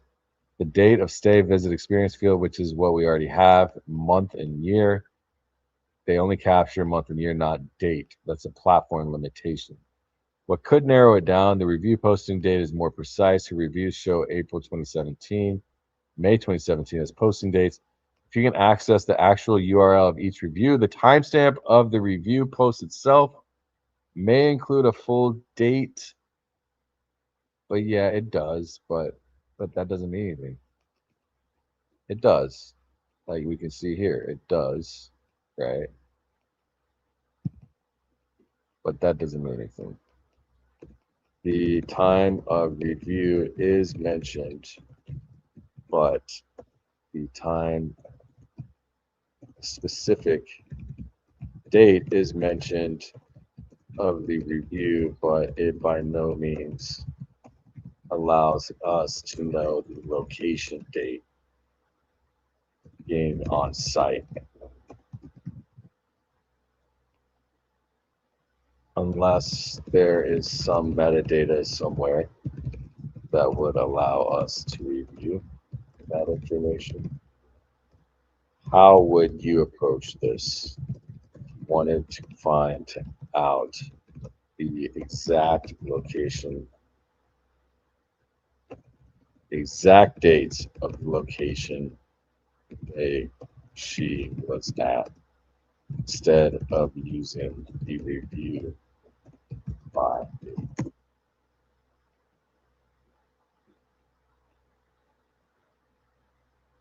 I do many reviews either right after I leave or the next day. Yeah, me too. I do them while I'm there. Here's how you approach it methodologically. Cross-reference your own content. Photos uploaded to TripAdvisor reviews often contain EXIF metadata. Barron's team downloaded any of our reviewed photos, run them through an EXIF Explorer viewer.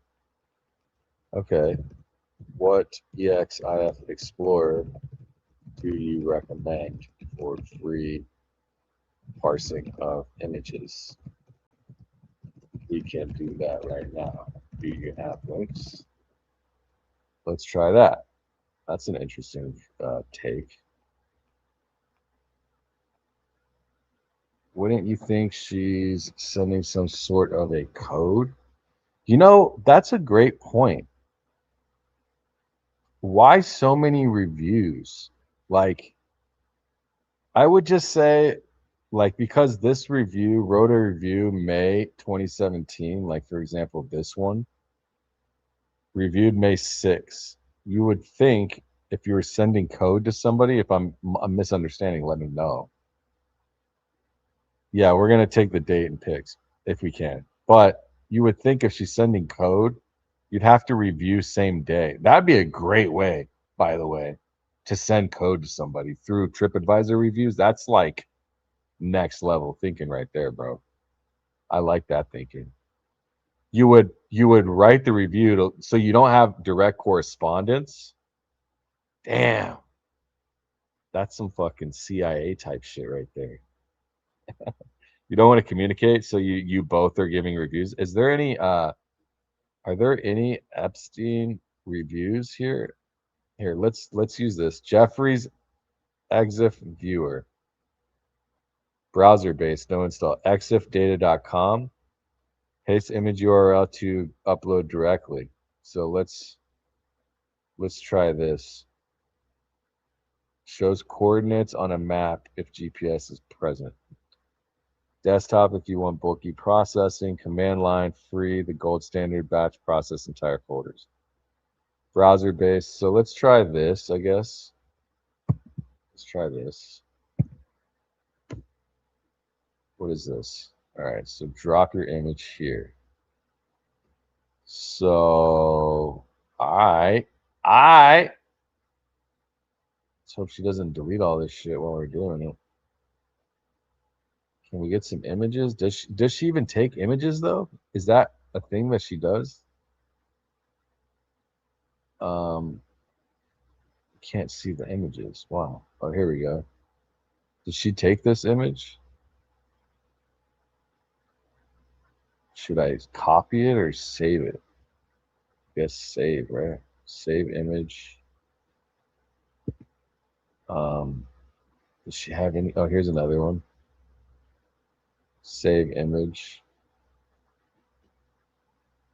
Let's save all these images. Save image. I don't know. I'm just gonna save them all, I guess. Let's just save them. Whichever ones we find. Save image. This is from March. So yeah, we're getting somewhere. Review May. Experience was in March. Save. Oh, this is a web page. Can't save that. Oh, here we go. This is an image. Save. This is an image. Save. Save. All right, let's try. Let's just try these. And we'll just upload one at a time.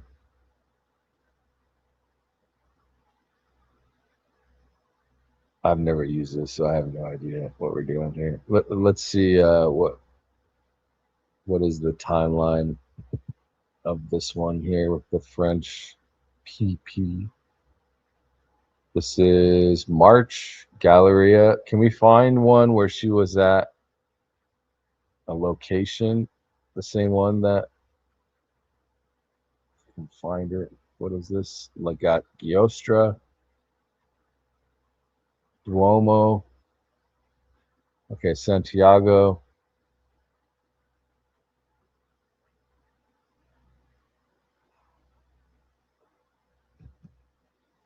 See, this is. Can we find Ritz? Where's her Ritz?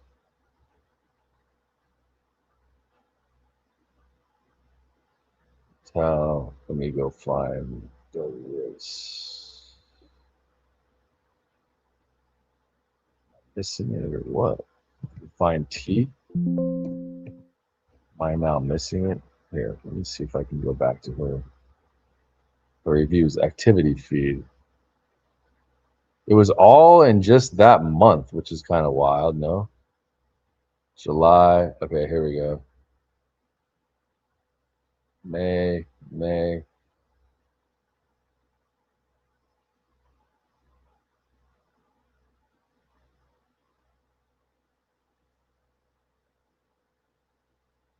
You gonna give us like more reviews or what, bro?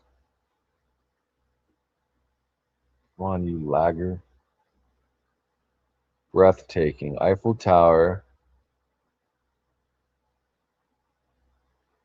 Hopefully I'm not tripping and those reviews are gone. Wait.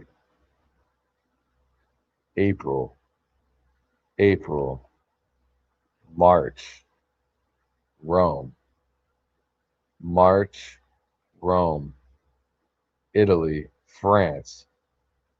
Am I tripping or are these gone? Bro, am I tripping or are they gone now? How many reviews are there? There was 89, I thought.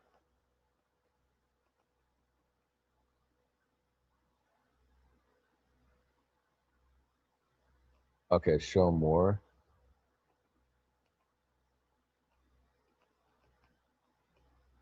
Hey, bro, I have a weird feeling. Okay, we're gonna have to go back to Homeboys.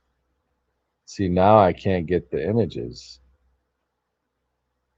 April, Paris. Oh man. Did she delete them, bro? Unless I don't know what I'm doing. Let's see. I mean, am I shrinking right now? I feel like I'm like tripping. This is strange. We were looking at them, bro. We found Ritz already on this thing in here. Here, let me click in.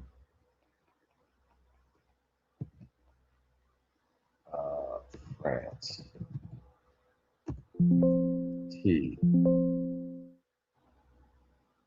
Okay. What sucks is I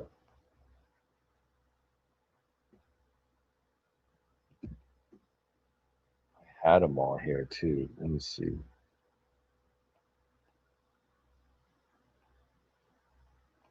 Yeah, I clicked her profile. Click it again. So activity feed. Let's go down. Thanks. You guys in the chat are helping me actually, just saying that.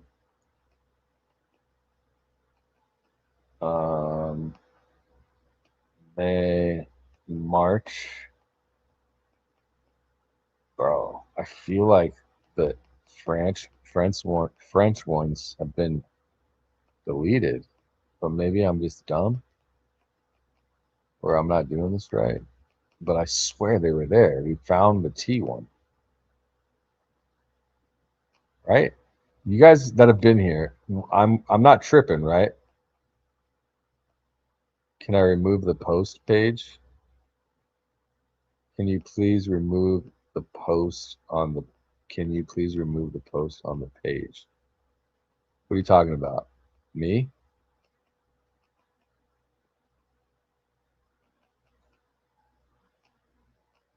We had it earlier, right? Yeah, we did. I mean, I don't know. I scrubbing reviews, maybe.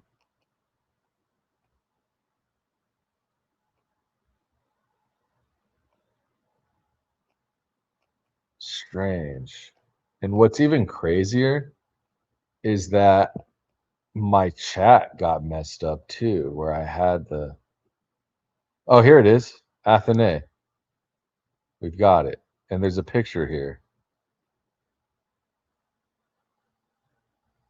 Save image. Okay, cool. That's what we need. Save image. All right. I guess I was tripping.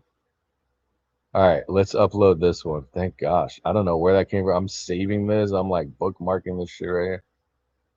Whew. More. Dear guest. Oh, they even responded back.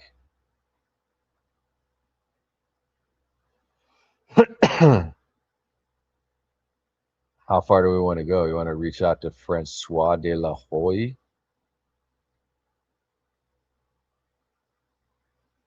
Okay.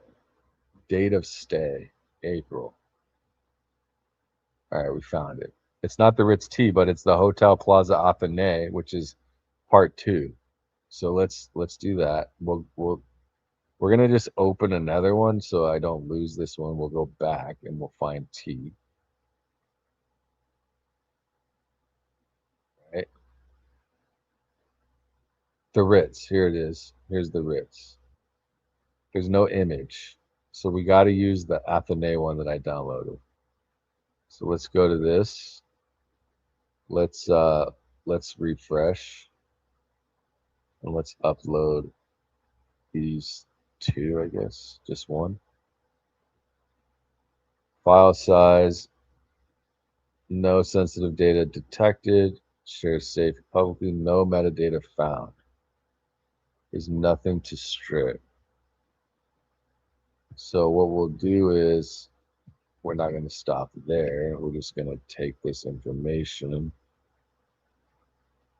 We're going to try a few others to see if there's no metadata found. I would imagine that TripAdvisor does delete these perhaps, but this was the output from exifdata.com. However, do you know if TripAdvisor scrubs metadata on upload? And if I gave you the images, can you find the metadata yourself with a Python script? If so, perform extraction now on attached images. Let's give the 2. Add files. Let's add these 2 and see. Hey, Ali, what's up? We're just having a good old time over here.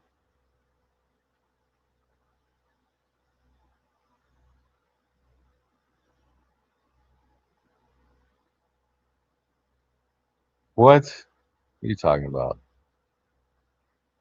That's kind of scary. I wouldn't want to be buying that. Confirm both images are completely stripped, no data whatsoever, not even camera, make, model. Yes. TripAdvisor scrubs metadata on upload. That's standard practice across most. Stripping happens server side before the image is served back to the user. So your option is to pin the exact pair of states. We might end up in a loop. If her TripAdvisor profile was crawled during April 2017, the review posting date captured in the archive may be more granular than what's showing now. Check web archive. Flight records. This is the cleanest path if it ever becomes a legal matter. Her Plaza Athénée review says our room. Who was she traveling with? If that person posted Paris content. Okay, so should we go to her IG? Can we save this? I mean, I could upload it later. Let's just discard that. So let's go to, what is it, Miss Erika Kirk? Erika Kirk. I'm sure she probably scrubs stuff. So how do we? I don't use this very often. Isn't this a way to find out where people were when certain time frames? Like if we click, what date is this? July. That's 2023. This is 21. Let's just start with this for now. 2021, 2021, 2021. What I only clicked this because I felt like, what does this get tagged? Oh yeah, that would be tagged, right? That's what I thought. Okay. All right, so she met Charlie when? This is 2020. Let's keep going. Wait. Wow, look at this. Who would have thought this image existed? 2019. Yeah, this is worth saving. Where's that image? This is definitely worth saving. I find this interesting. Anybody want? I mean, I don't know. That's there. 2014. All right, so now 2015. Obviously, dude, isn't that weird? That kind of looks like Charlie, no? I know it's not, but it does look like him. And she does not look like an innocent little puppy. This is 2015. What is Four Peaks Brewery? What is Four Peaks Brewery and where is that? She obviously was not a sober girl living an innocent life. I mean, drinking isn't treacherous, but it's not like innocent like she painted herself to be. 2016, 2017, 2017 June, May 16, March 17. So this is tagged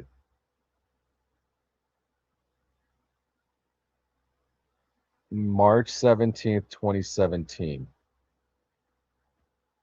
So there's a gap of 2 months, March, April, May. So from March of nothing tagged. All right. So we've got this. We'll bookmark. We'll bookmark this. Let's go to who would you go to France? So she was modeling, right? State 48. So State 48 tagged her in this on St. Patrick's Day.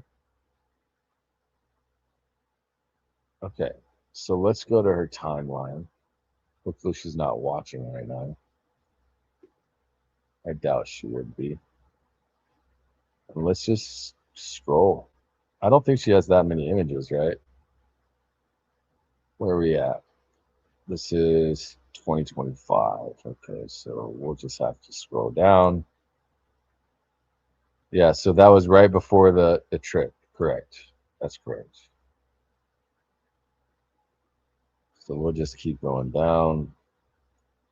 Keep going down. This could be a lot. She could have flooded her timeline.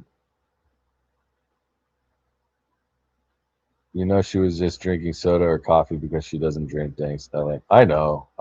Trust me, I know. Believe me, I would never. I'm not insinuating. Maybe I shouldn't have said that. I shouldn't have said that she wasn't living. I don't know. I mean, I don't know. Breweries have pizza and food, right? Not just beer. Whoa, Eric. So this is November of 2017. That is quite revealing. I gotta say, a little sexy. February. Okay, so we've got a timeline here. March 2017. Those eyes, bro, they say something. And it's not, I don't want to fuck you, but it's not, I want to fuck you. I'm just saying it could be both.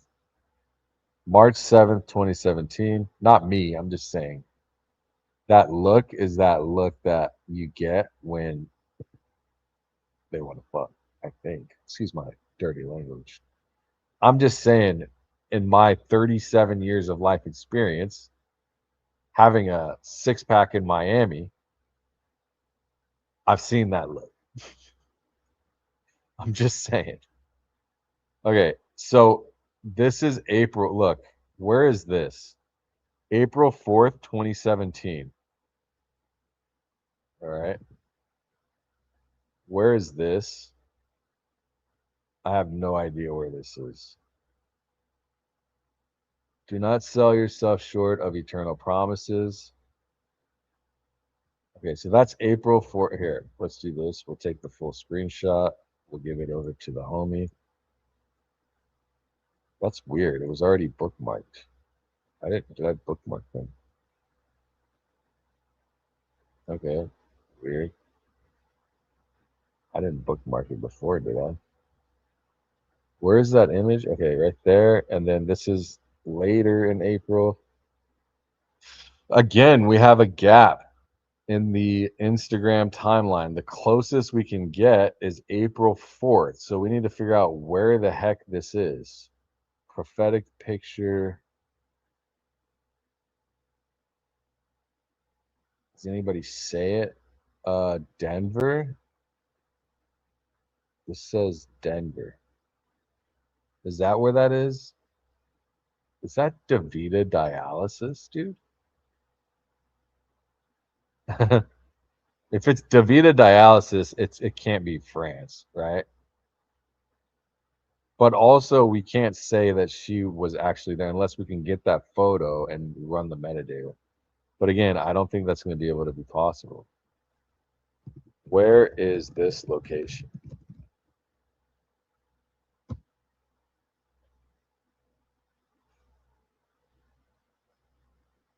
Did I say welcome to John Miley? I did. Welcome as a new member. By the way, become a member if you want to join members only live streams on Fridays. Every Friday we have them. Subscribe, like, share this out if you like this style of live streaming. Deep dive investigatory work. Critical finding: the date on this post is April 4th. The location of the sculpture, this appears to be an angel wings public, possibly Denver, 16th Street. Yeah, I've been to Denver. Why this matters: Erika posts from what appears to be a U.S. city. Canceled visitor email chain. Someone booked on Air France JFK to Paris, departing 420. April 7th, Epstein departs Paris for New York. The Plaza Athénée TripAdvisor review posted April 2017. She was in the U.S., allegedly. She could have been on a flight April. Yeah, but the thing is, she left reviews. The thing is, she left reviews for March, being in France in March and April. So how does this mash up? Unless she headed back before this photo. And this might tighten our timeline, right? Does this not tighten our timeline? This at least tightens the timeline, saying, and at the very least, tightens the timeline. She must have been back if this photo was indeed taken and uploaded to IG on April 4th, 2017, to being back somehow, unless she just posted. See, this is the thing, is like, this is not definitive. Can we go back to the Wayback Machine? Lemon Curd said check circles on IG. What are circles? Is that like something here? Is that what this is? What are circles? Reels, posts. Oh, you mean these? Is that what they're called? Circles?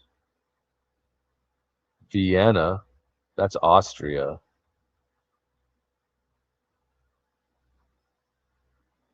Flight mode.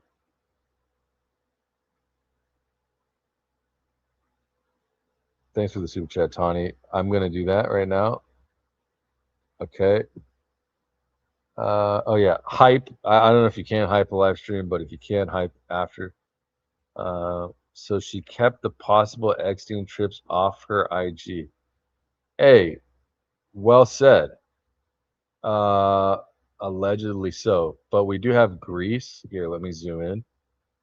So let's start from the beginning here. Okay, we've got nothing for cities, but then we end up with Vienna, New York City. We got flight mode. We'll look through these. Greece, Rome, Hamptons, London, New York City, Israel, Hawaii, Israel. So when was this? I have no idea what's about to show up. Is that? Oh, so it shows.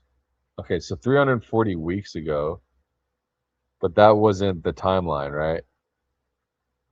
How does this work? I have no idea. 340 weeks ago. So 340 weeks divided by how many years? Uh, 340 divided by 52. So 6.5 years ago. Doesn't line up. Not for this one. We can go to this one. Foreign states. It's got to be like 450, right? 431. So 425 weeks. Let me do the math on that. 425 divided by 52 is 8.17. That gets us closer, but that's still 2018. End of 2017, beginning of 2018, right? So we need to get towards a little bit more, like 475. Here, actually, what we can do is go to the bookmark that I just saved. Let me find it. Bookmarks. Hold on. Bookmarks. I just saved it. So we could actually go to that image.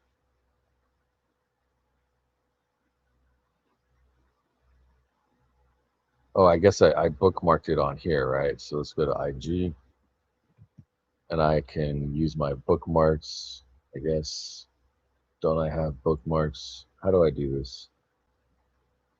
I'm watching the chat. I can basically ask the chat how many weeks for 417. Yeah, I could do that, I guess.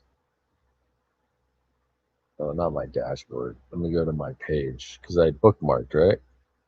Here we go.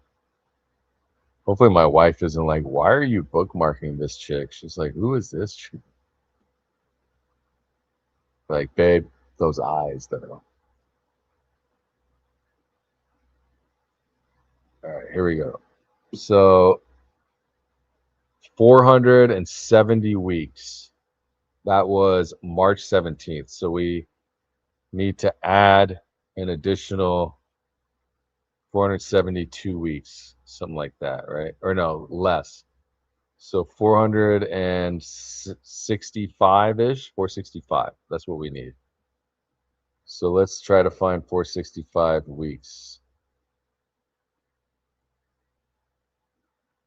249, 159. We need 465. So we're going to keep going. This is 273, 335, 286, 286, 290. We need 465-ish or something in the 460s. This is 429.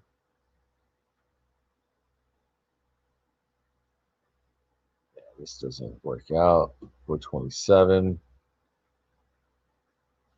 Oh, 425. 431. It's closer, but not close enough. It's fine. 425. 357, 383, 358. What is this? 358, 366, 359, 391, 411.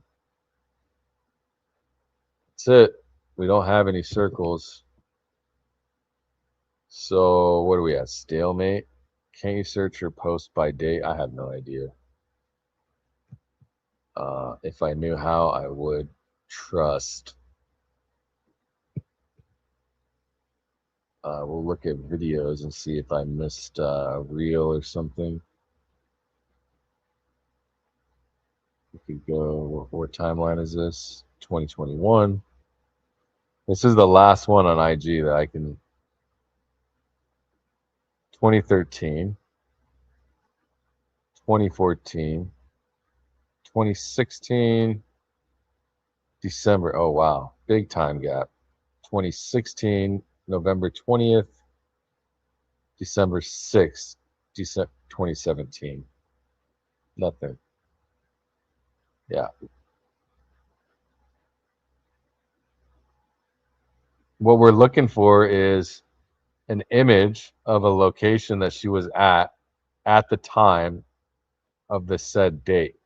The only image that we have, which is in the beginning of April, is what I just found.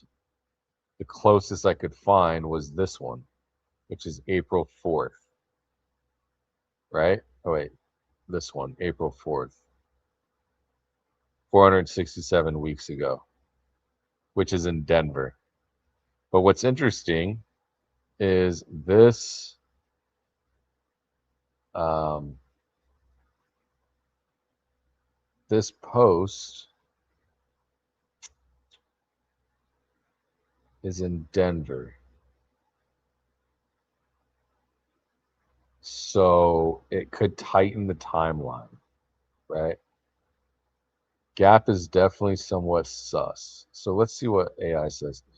The timeline actually resolves cleanly what you look at when you look at the review dates carefully.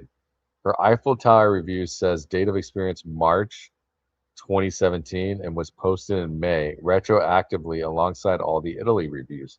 That means she was in Paris briefly in March during the Italy trip, not April. The Plaza Athénée and Ritz review says April 2017 and were posted in real time in April. That's a separate second Paris trip, specifically marked as business. So the sequence is March 2017, Italy plus quick Paris stop, friends, family leg. Back in US by April 4th, confirmed by post on IG. April 2017 business Paris trip either happened just before April 4th, meaning she left Paris, arrived US post April 4th, or happened April 4th. The critical question, did the business trip happen before or after April 4th? If before, she was in, this feels like, when you're taking like a test and it's like, was Erika Kirk or Erika Franzby, if she wasn't in, I freaking hated these tests, bro. If I was to make a schedule and she couldn't be in this place before April 4th and could only be available on Tuesday and Thursday and couldn't make it from the second week of April, but was there 3 weeks before, what week would you schedule Erika Franzby to go to Paris? It's almost like that type of. Yeah, we are pissing up a rope. All right. Should we look at some current events or stop or what? Do you want to keep looking? I mean, I can pull up the Q&A. Let's see what we have for Q&A here.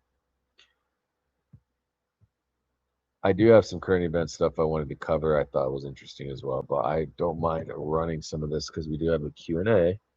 Let's run that email from zero because that's what we haven't done yet. So let's run the email.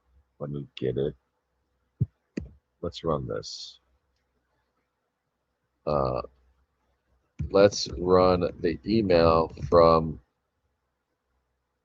any of the emails that have been found of over Erika Franzby during any time frame in the web app, including this one. What other emails do we verifiably have so we can run one?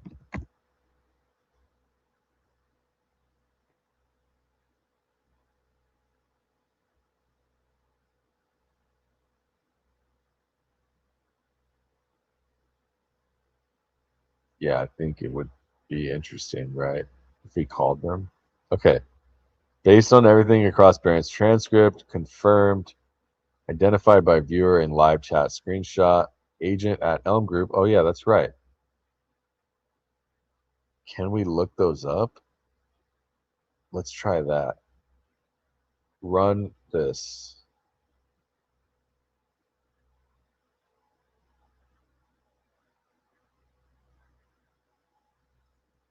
Yes, we can run simultaneously. What's the most strategic input for best output? Deliver prompt now.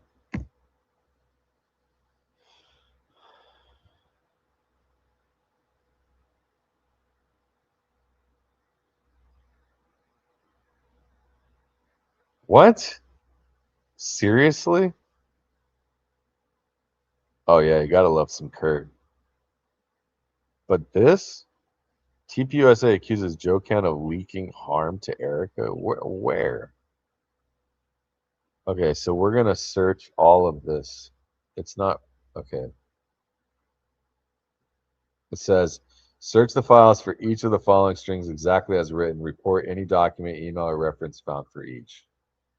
Let's run it, bro. We're running it. We're running it. Oh my gosh, we're running it. Elm.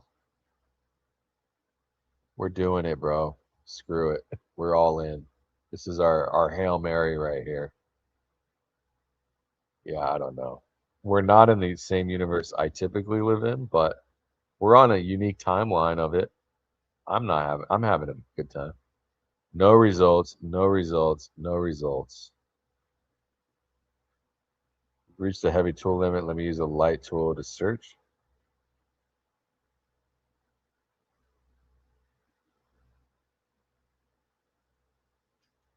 Nothing.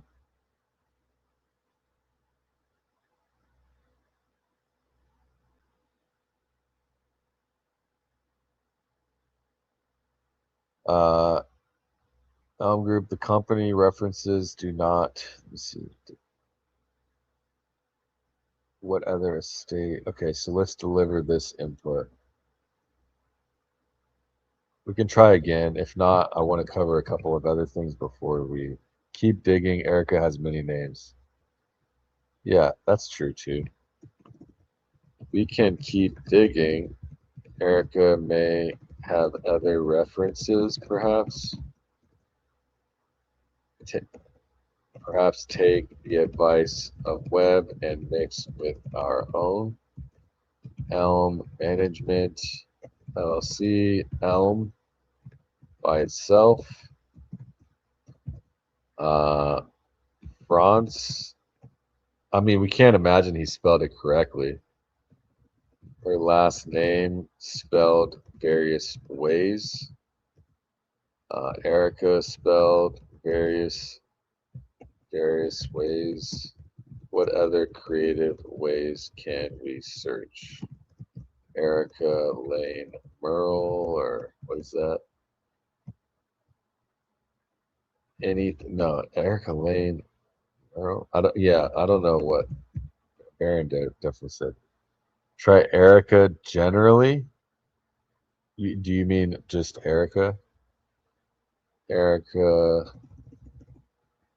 any type of what did Barron say here? Perhaps we can find what stood for. It was Erika Lane Management, right? It was Erika Lane Management. Erika or Erika Lane Management or Lane Management or variants thereof. Let's get creative.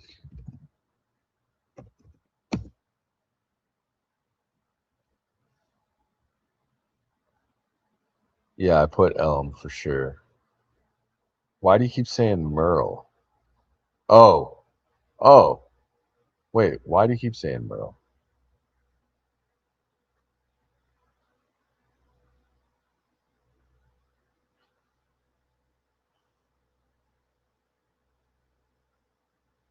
Can we do this? Are we gonna hit our limit here? Might hit a limit. Oh, we got a Erika Lane candidate. One result. We got a result.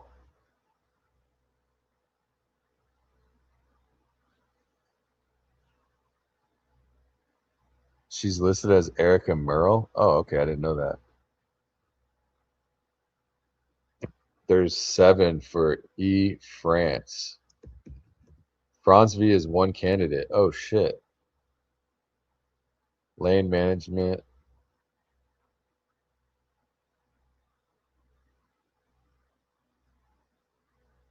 There is record online that she had a last name Burrow prior as well. Perhaps run that. Do we hit a limit? We can start it again, a new one. Oh, we were just there, bro. Let's start a fresh one. Let's do a new chat.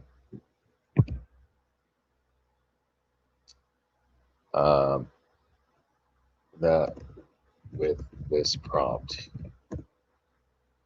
Before we do it, let's add it to this. Well, let's run this. Let's do this. Let's do this. Let's do this. I don't want to kill this thing, so let's do these first. These ones. Oops. These ones.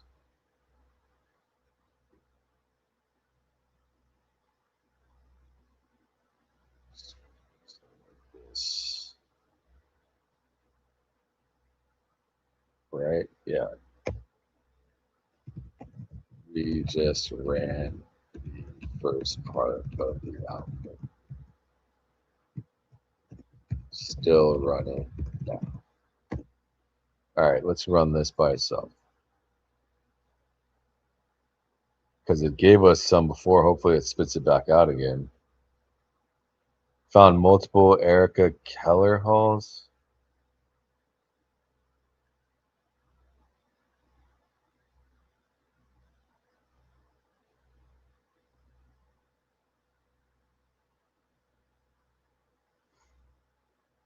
E France. Okay, it came back with E France. Honestly, it says 0. Franzi has got 1. This is from the E France.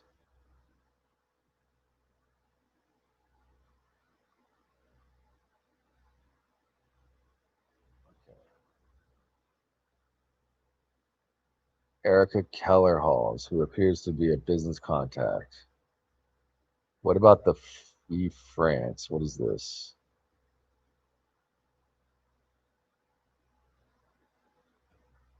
Can we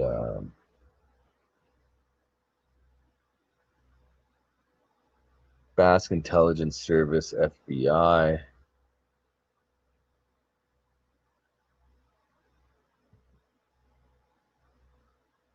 Okay. I don't think this is what we need. Financial documents. FBI form, St. Paul, St. Louis. Franzi. Where is the Franzi one?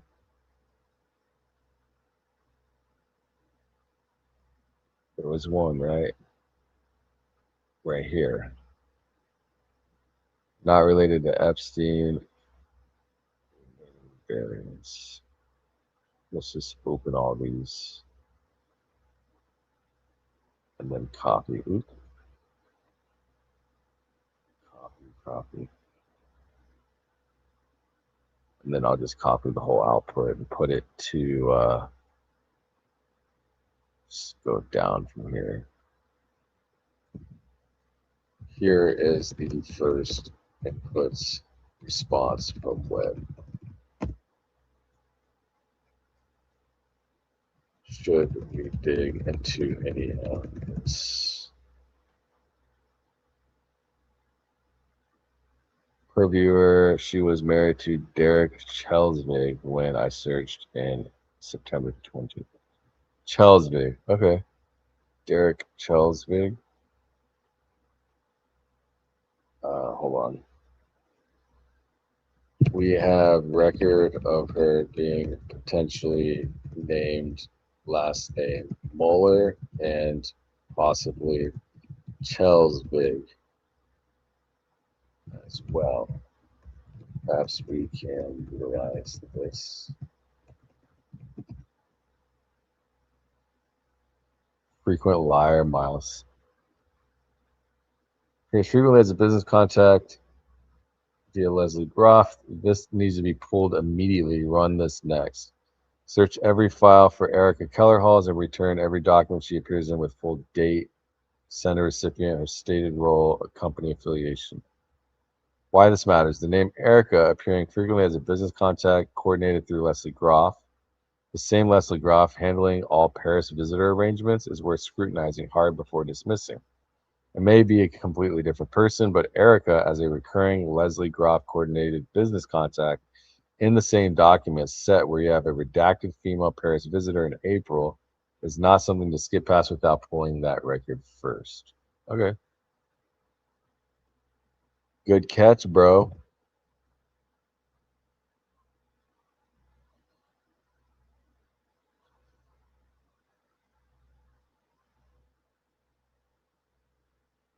The Nissy latest video. We promise it is very interesting. If it wasn't you, I probably wouldn't consider it, but with you, I would consider it. Latest video. I don't know if I know who Nissy is. This one? Oh, yeah. Okay, I know who she is. Videos 12 days ago? Okay, we will do that. Let me see what this output is. And then we'll do that after this. Only because I love you.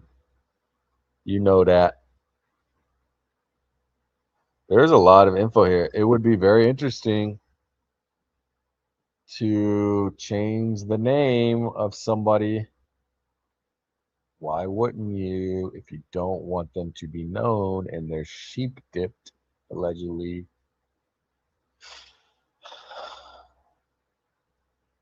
Oh, based attorney.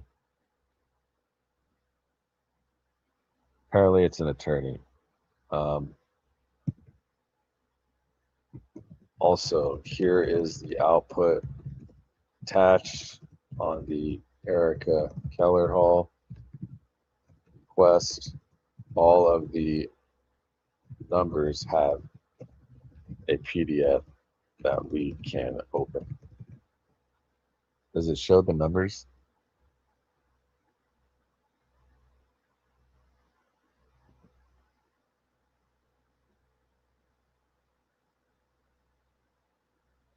Yeah, quite a few. Yeah, we'll run Miro as well. I have that ready to go. I put it in right here. Different person entirely, version on. Okay, so we'll run this. Merle, Chelsvik, Phillips, Franzvi. Let's run that, certainly. But let's also run variants of the names misspelled. I have do I have the TripAdvisor on this? I have a Truth Finder report. I really don't care if it shows let's look at this Truth Finder. Open file location. I have a Lori Frosby Truth Finder. You could take this. I mean, I might have it. Let's see.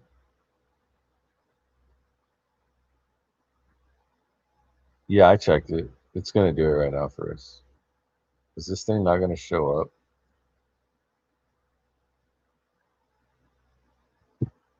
Oh no. Truth Finder report. So this is a Truth Finder report. So this is Lori Fronsby's Truth Finder report. Hopefully it pulls up. I haven't opened this thing in a long time. Maybe it'll load, maybe it won't. I'd have to go find where I got it, and I could download it again. Let me see. Gmail, Lori Fronsby Truth Finder. Ran into an error. Oh, it's because it's from my phone. I have it right here, bro. Hold on. I've got all these truth finders. I've got Fronsby. I've got Dylan Charles Erickson. I've got Christine Kirby, Cyrus Pacheco, Angel Castro, Victor Martinez. And we'll watch that video while we search for these. And then I'll upload those truth finders. I have these truth finders. If you can utilize them, that would be possibly something we can look with from the info side.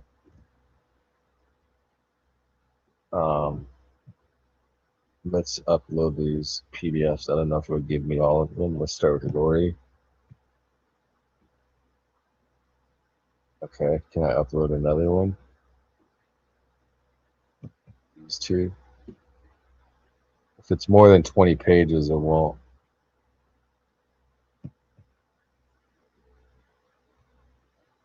Okay, so we got all these truth finders. Oh, it's too many pages. Let me fix it. Here, we'll just do Lori's. Oops. Hopefully this will work. Yeah, we can do that. All right, let's go watch that video for the homie. This one, right? Pathological lying used to be called pseudologia fantastica. I like saying that.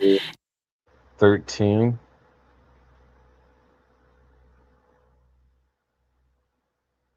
Okay, last names. All right. We can run the transcript too. Graduated. So he was there to witness her graduate without receiving any honors. So I do wonder if that conversation ever happened between them, because she's been lying all over the place about graduating with honors, graduating summa cum laude, and he was there. So he would know that that's not true. I do wonder if how that conversation went, if they ever had it. But anyways, those are the inconsistencies I noticed about Erika's educational background, but there is something else that I want to bring to your guys' attention. There is a persistent rumor on the internet that Erika Kirk was married before dating Charlie. And for the record, no one has been able to substantiate this rumor, but Erika has spent quite a lot of time overseas, and so it is a mystery.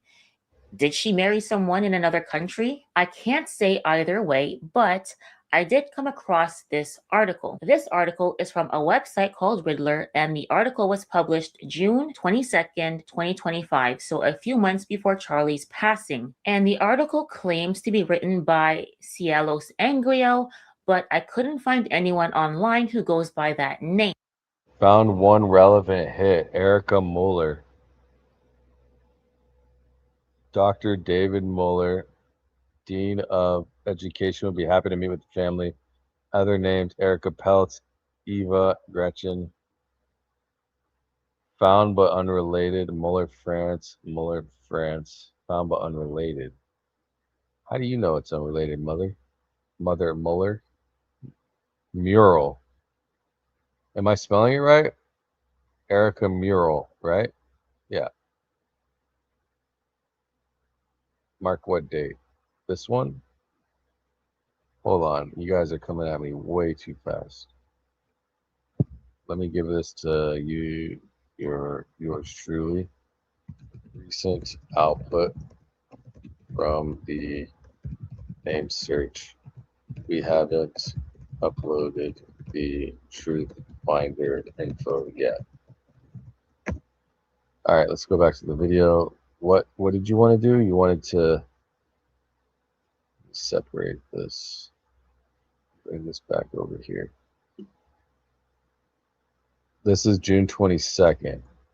Now, Anglo for 2025. Charlie's article was published June 22nd, 2025, so a few months Write it before down. Charlie's passing. And the article claims to be written by Cielos Anglio, but Oh, wait. Wait.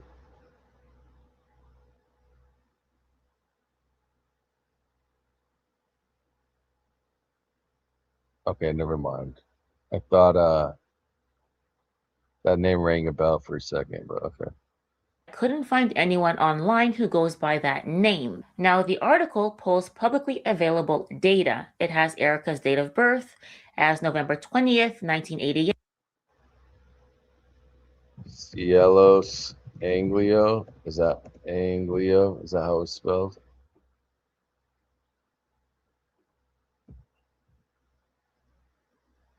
Cielos Angleo. Angleo. All right, let's save that. Let me open a notepad. Hold on. Let's just start putting dates in there. June 22nd, 2025. All right, got it. Let's keep going. Find anyone online who goes by that name. Now, the article pulls publicly available data. It has Erika's date of birth as November 20th, 1988. That's the date of birth she tells people. Who knows if it's true? It lists her education, and what is listed in the article lines up with what she has shared on her LinkedIn. This article has accurate information about her. So, for the life of me, I couldn't understand why it has. It's okay, because I gave it the screenshot, it corrected me already. So like if we look at the output, just so, because I see you keep putting it in there, it verifiably made sure that we were looking at mural. See, Mueller. Oh shit, mural. Yeah, it did mural, because like I asked it for variants, Mural variants, Mueller variants, just in case they spelled it incorrectly, right? Thanks is our search engine. Thank you. That could the little search engine that could choo choo. I'm trying, bro. Her last name as Francois Morel. I just haven't been able to figure out where that last name came from. There was one connection that I did make, and it could be a huge coincidence. I'm aware it could be reaching, but I still want to tell you guys this because it is a crazy coincidence. Think back to September. Charlie Kirk passed on Wednesday, September 10th, 2025, and after 33 hours, they found the person who did it. And people have pointed out that it wasn't actually 33 hours, but they made sure that all of the headlines had 33. And this was, of course, suspicious because the number 33 is relevant to the Freemasons. So numerology has been a thing in this whole case. So just keep that in mind. And you may also remember that Sunday, September 13th, so a few days later, despite there still being an ongoing investigation, the spot where Charlie Kirk was sitting when he was hit, that exact spot had been paved over. Everyone rightfully raised an eyebrow over this because number one, why pave over it at all? Number two, why pave over it so soon? And number three, why do it on a Sunday? This happened in a very Mormon area in Utah. It was unusual for a company to be doing this type of work on a Sunday, especially in a Mormon town. So all of this raised suspicion, and the company who did the work is a company called Hardscape Utah, and the man who owns the company is named Daniel Morel. Now, his last name is spelled with an E, and the Riddler article has Morel with a U, so it's not exactly the same. But it is a very interesting coincidence, especially because I just can't figure out where the name Morel came from anyways. And I spoke to a friend about this, and she took the article, and she took the title of the article, and she put it through a gematria calculator. For those of you who are not familiar, in Jewish tradition... And I want to say, for the cause, I spent $35. I probably could have done 20, but I wanted to be able to upload images for the cause, because this isn't really my like forte. But just know, like, I'm down for you guys for the web app. So just know I'm here for it. I'm here for the cause. gematria is often used to find hidden meanings within text, especially in the Talmud. These meanings are typically derived from significant numbers in Judaism or from the equivalence of one word to another. Now, I'll be honest with you, numerology is not something that I'm into. I usually just dismiss stuff like this, but my friend used the website geomatrix.com. She copied the title of the article and inserted it into the decoder, and the top result said this: Mark King ignoring fact he is living with a woman who Cabal hired to kill him. Excuse me. This freaked me out. Like I said, I'm not into numerology. I'm not big on this esoterical stuff, but this creeped me out. What do you guys think? And let me know if you guys are able to find out where that article got the name Morel from. Like I said, Erika We can run. has been removing information from the internet, so who knows if this article got that name from something and she's already had it removed. Like, who knows? But I'm very interested. I think Candace is going live soon, right? I'm gonna end it here soon. If we can pick up tomorrow too. Let me see, Candace. She's going live right now. You guys can bounce if you want. I'm sure you're gonna want to go watch her live in 15 minutes. So we're gonna end in the next 10. So what we can do is we can take. I mean, I don't know if there's much here. It's just that Murel. I can copy that part of the transcript. Let's see.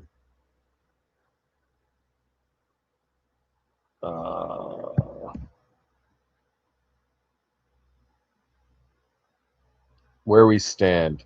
Okay, so we can run this as well. We have all these emails. Biggest finding in this document is buried in the related links. Lori Fronsby appears on the leaked INSA membership list. I think this has been covered. Intelligence and National Security Alliance. Maybe it hasn't. It's a primary trade organization bridging private sector. So this is from the TripAdvisor. So remember, I uploaded this because I have her TripAdvisor. Stop everything. The biggest finding in this document is buried in the related links. Lori Fronsby appears on a leaked INSA membership, INSA, which is a security alliance. It's a primary trade organization bridging private sector. Not a random association. That's a documented connection to the Intel contractor ecosystem, which directly feeds Barron's hypothesis about Erika. Other critical findings from this report: listed as director and president of Everyday Heroes, Lori's nonprofit. Okay, Quinta. We'll run one last one, and then we'll probably end it from here. It does say confirm primary source verified. Leaked. This is the document chain actually established with receipts.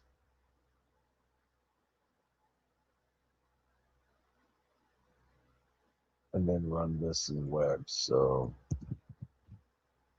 let's run this. And then we'll run this. One last run. We can pick up tomorrow.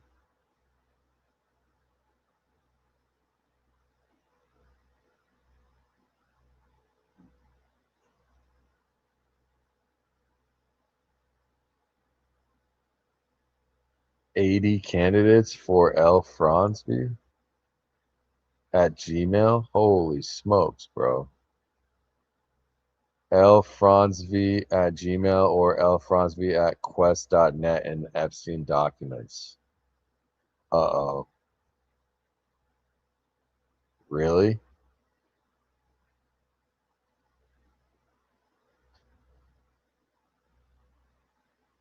Wait, now this is saying none.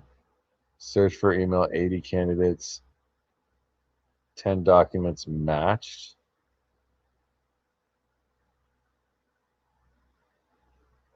All no results. So what is the other one saying? Why does it say what was found? Gear Franzen? Gear Franzen.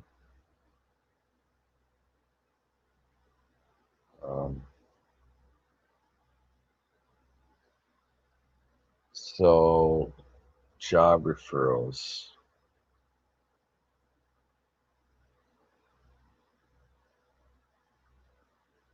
Holy shit, bro.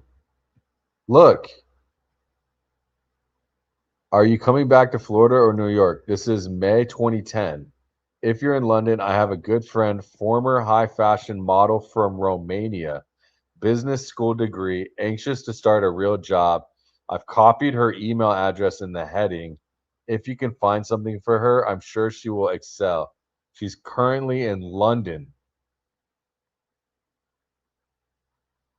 Lyndon Lee.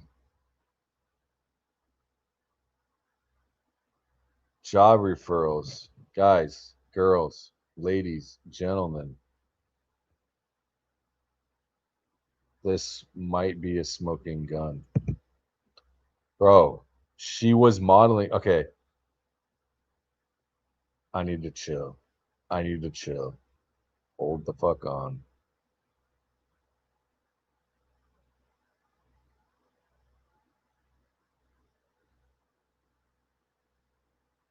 Hold on. Shirley Willy, bro.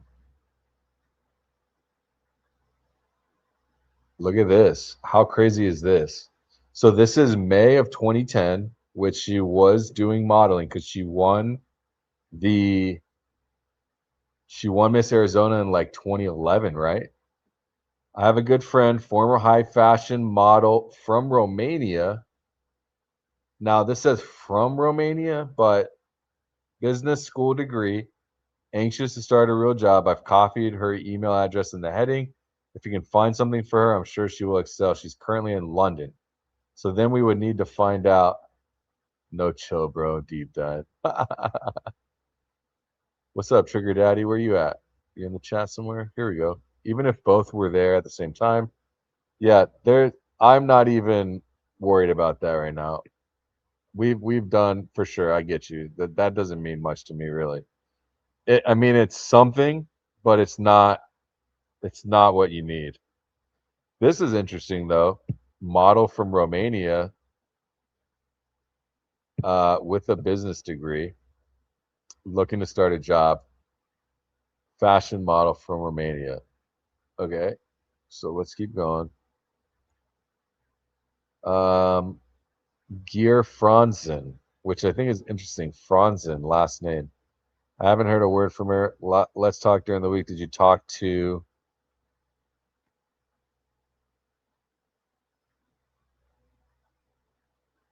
It's a pretty short name. Uh, Hi Jeffrey, I'm in New York Tuesday and Wednesday until lunch.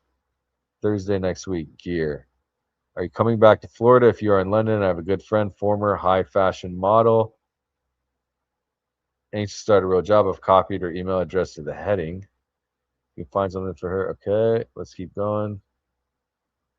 Will you check? Will you check? Can I give him your email? Yes. When can I meet with Lyndon?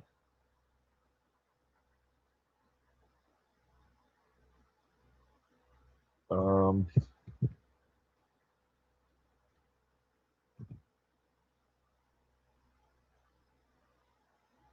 let's just keep putting these in there. Keep going, keep going, keep going. This is from Gear. Franzen. Very close to Franzby. But back in London tomorrow, if they open the airports again, I'm opening a new London office. I can see very short name later this week. Erika would fit real nicely in that little black box right there. Did I push this one already? Not yet. Let's put that in there. This is, how many times is this going to be? It's the same email. Why is it the same one so many times? All right. References, involvement with MIT specific research. Why is everything redacted? This is so annoying, bro. Okay, so let's do this. So we were able to, let's copy all this. This is the most important. And then let's see what the patterns notice was. The name Franzvin, not Franzvi, appears as a business contact. Epstein had extensive connections to academic institutions, documents.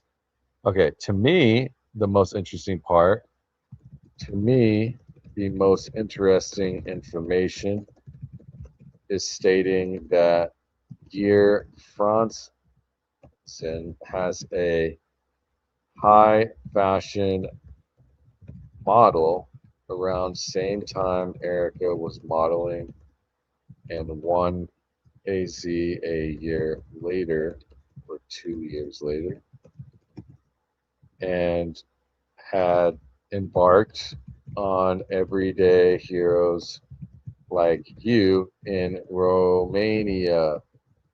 Now Gear Franzman is looking for a job for a female model from Romania with a business degree in London at the time of writing. What do you think about this? I bet Claude's gonna freak out. This connection to Erica. This is kind of. I feel like we're getting somewhere.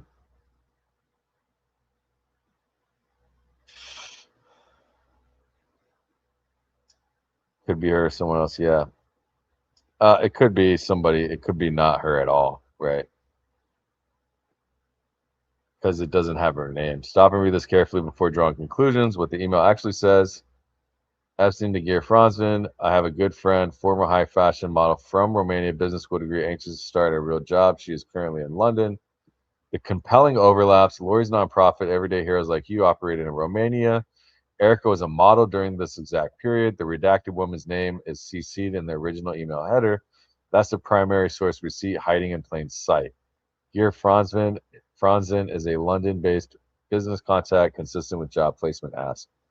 Critical distinction you must hold. The email says this woman is from Romania. Yeah, I noticed that. Erica is from Scottsdale. Her mother's nonprofit worked in Romania.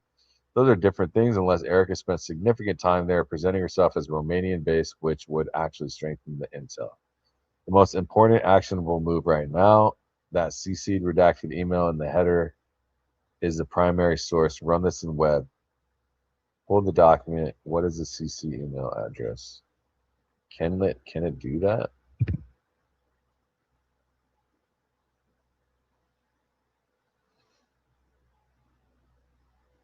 Wasn't there somebody that was able to? Yeah, oh for sure. I agree 100%, brother.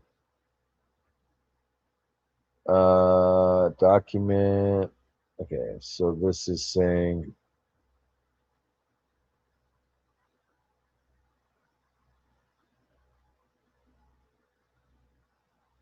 oh, what happened? We get rate limited. Should we do it again?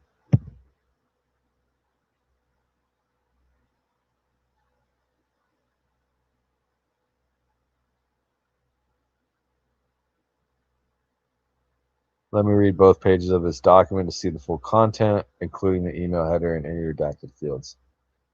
I noticed there are some issues with text extraction to show fields illegible. Jeffrey Lee, which suggests the email is partially obscured. Perfect. I have multiple versions of this email. Let me examine the specific document more carefully. Look at another version of this email, same email from a different document that shows the email addresses more clearly.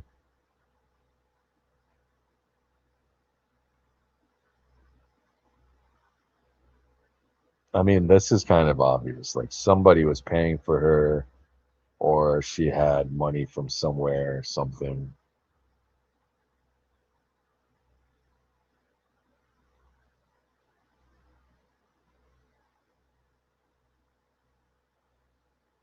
redacted. G funds and partners, redacted. This is a dead end, bro. It's so close, it feels like, but it's just really nothing, I think.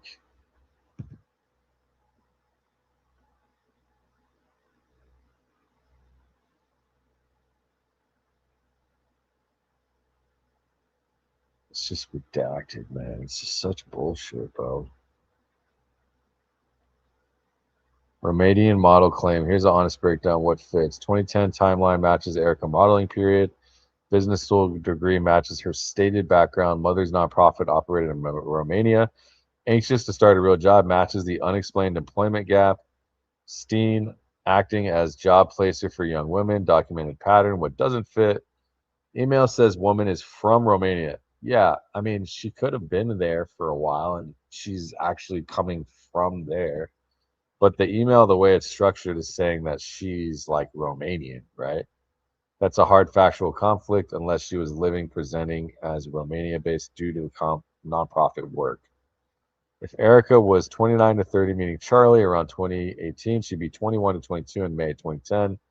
Former high fashion model at 21 is possible, but then the receipts actually say I've copied her email address in the heading. The CC file is redacted in every version. Email the unredacted, run Franson Partners as a company, or who his clients are in his London network. I mean, can we do it? Can we run that without web? Wouldn't that be more ideal? Run it.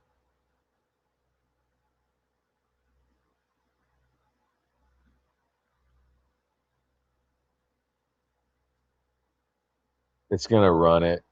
This is explosive. Here's what the Norwegian investigative reporting claims. Introduced Franzen to a Romanian woman via email. Less than a week later, Franzen was out drinking with a Romanian woman and another connected woman to Epstein. After the Romanian woman left, Franzen tried to get the remaining women to go to Thailand with him that weekend.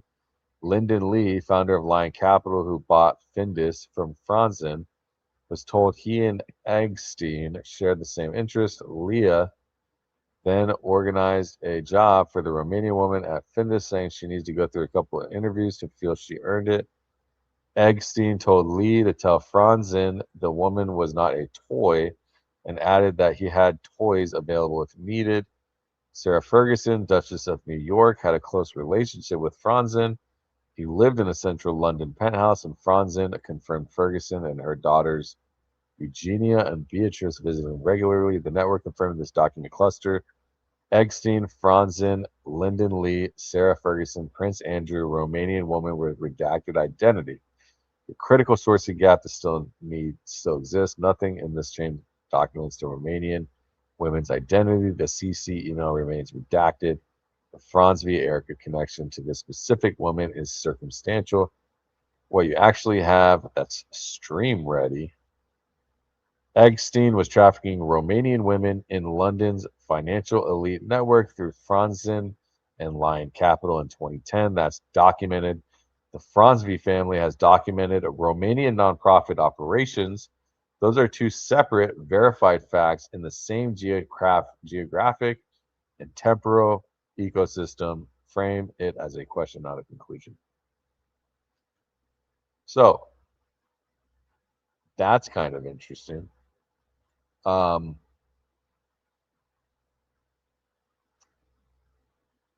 I hate these rabbit holes, man. I really do. There's just no transparency from our administration, bro. Now you all have information to run with. So tomorrow we can come back to this. I'm beat. It's been 3 hours, 15 minutes. I got to go take the dogs out.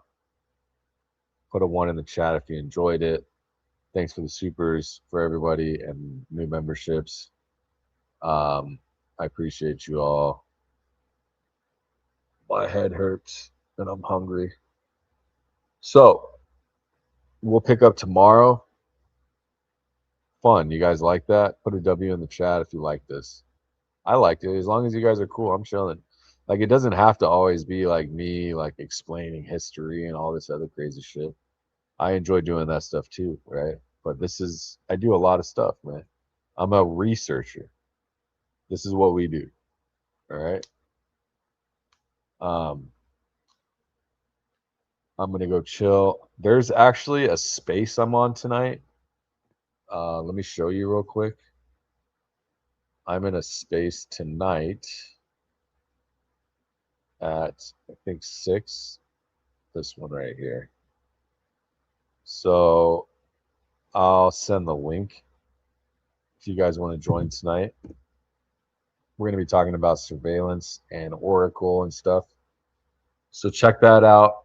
I got to get with these guys anyways and talk to them about tonight. So thanks for joining. Love you all. That's at 6 p.m. PST, to my understanding. And yeah, tomorrow. I'll see you guys tomorrow. All right. Love you all. Peace.